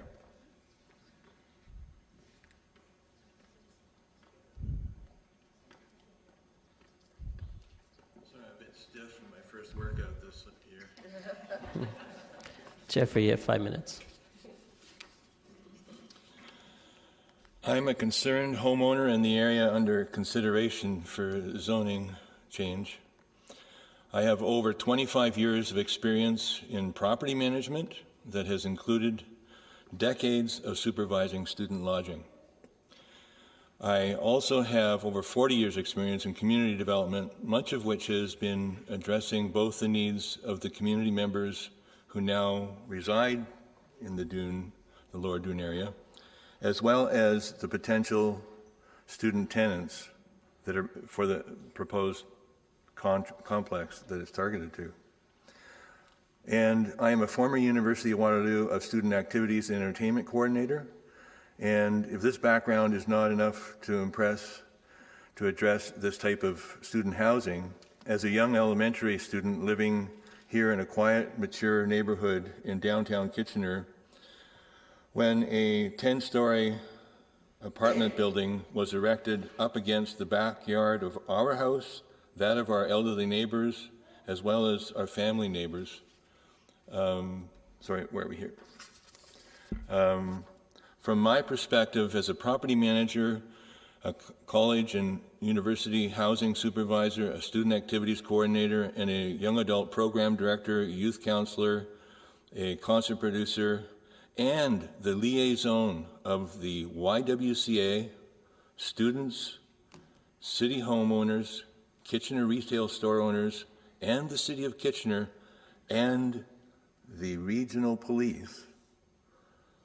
I've never seen a more obvious case of community housing that requires the wise, enlightened evaluation and judgment of you, the enlightened, respectful, concerned, and experienced City of Councillors, Kitchener councillors, who all of the many homeowners that are here, presently here, and those that are sitting peacefully quiet in their houses, praying that you take their future lives seriously in your roles as their municipal representatives.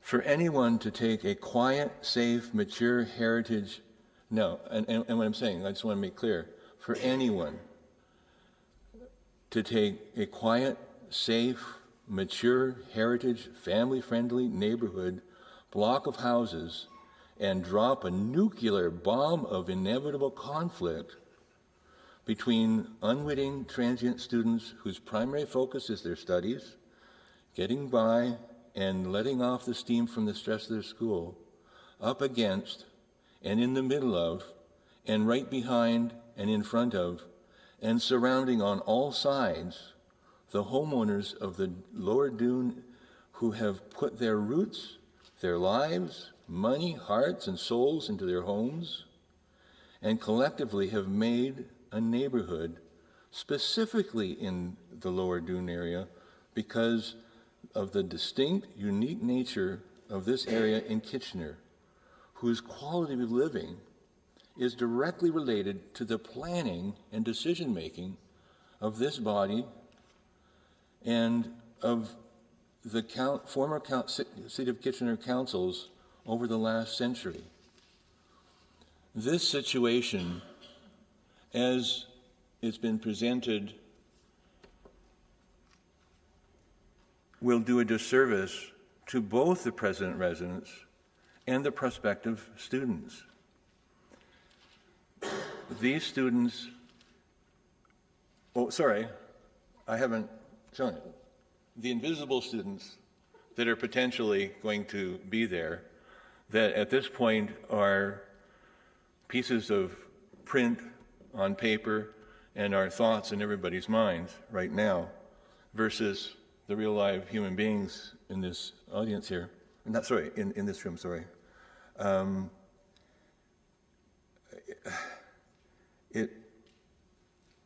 It's crazy making, I must say, but it's the most obvious sort of example of something that needs to be seriously considered by yourselves, and I know that you'll be doing that. So I thank you for hearing everyone out, and I thank everyone in Lower Doon for presenting this case.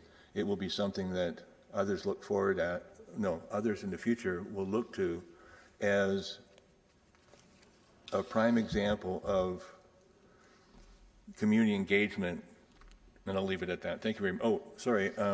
I'm also a representative of the... Sorry, I'll just leave it at that. Thank you. Thank you, Jeffrey. Can I have Roman Sadalski? please. Roman?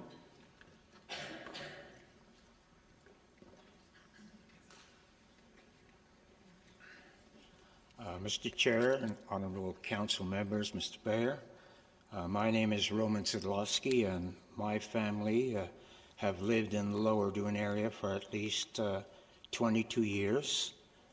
And somewhere back close to 20 years ago, between 15 and 20, we had an issue where we voted on a moratorium for duplexing in our area to limit it, because at the time we were told, I believe by Ms. Janice Gibbon, who was maybe head of planning, that the aim of the city at that time was to ensure that there was a balanced and diversified population in the area, so that the regular residents wouldn't get overwhelmed by the students.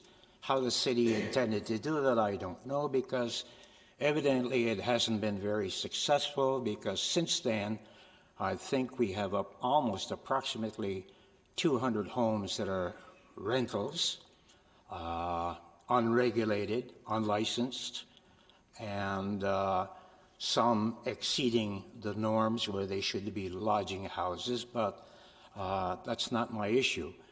What I want to say is that this gradually has killed off what were normal, long-paying, long-resident taxpayers in the area, where they are now being replaced by rental homes. Due to the fact that the college is into unlimited expansion, as it expands, where are these students expected to go? As far as I know, there is no neighborhood plan that is going to put a limit to this. So all it does is put a pressure on the permanent residents, because they're being overwhelmed by a population that has a generation gap. Granted, they're not all rowdy, but if you're unfortunate to live next to a house that is, your life is miserable. And it repeats every year, because you have a new flock of students in there every year.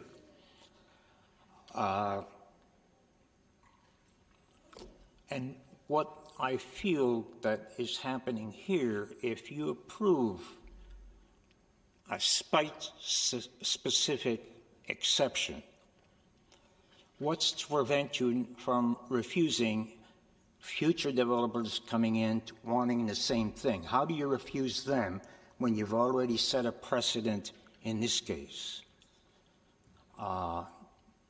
Do we want to keep the neighborhood? Permanent residences are the taxpayers, the people that build neighborhoods. It's already happening, as far as I can see, by the number of rental houses where the permanent residents are disappearing. Do you want Old Mill Road and Lower Doon to disappear as a neighborhood? If you are wondering what can happen to it, just take a ride along Amherst. That can become the rest of Doon. Thank you, Roman. So that concludes all the registered delegates for the public portion of it. We can, or the public delegates, we can go to questions of the representative of the applicant, Kirsten Barsdale, if you want to come back down. Before we go to the next part of this, does the committee want a 2-minute break, or we're comfortable proceeding forward? Quick show of hands, 2-minute break? Yes? Okay, let's make a 2-minute break.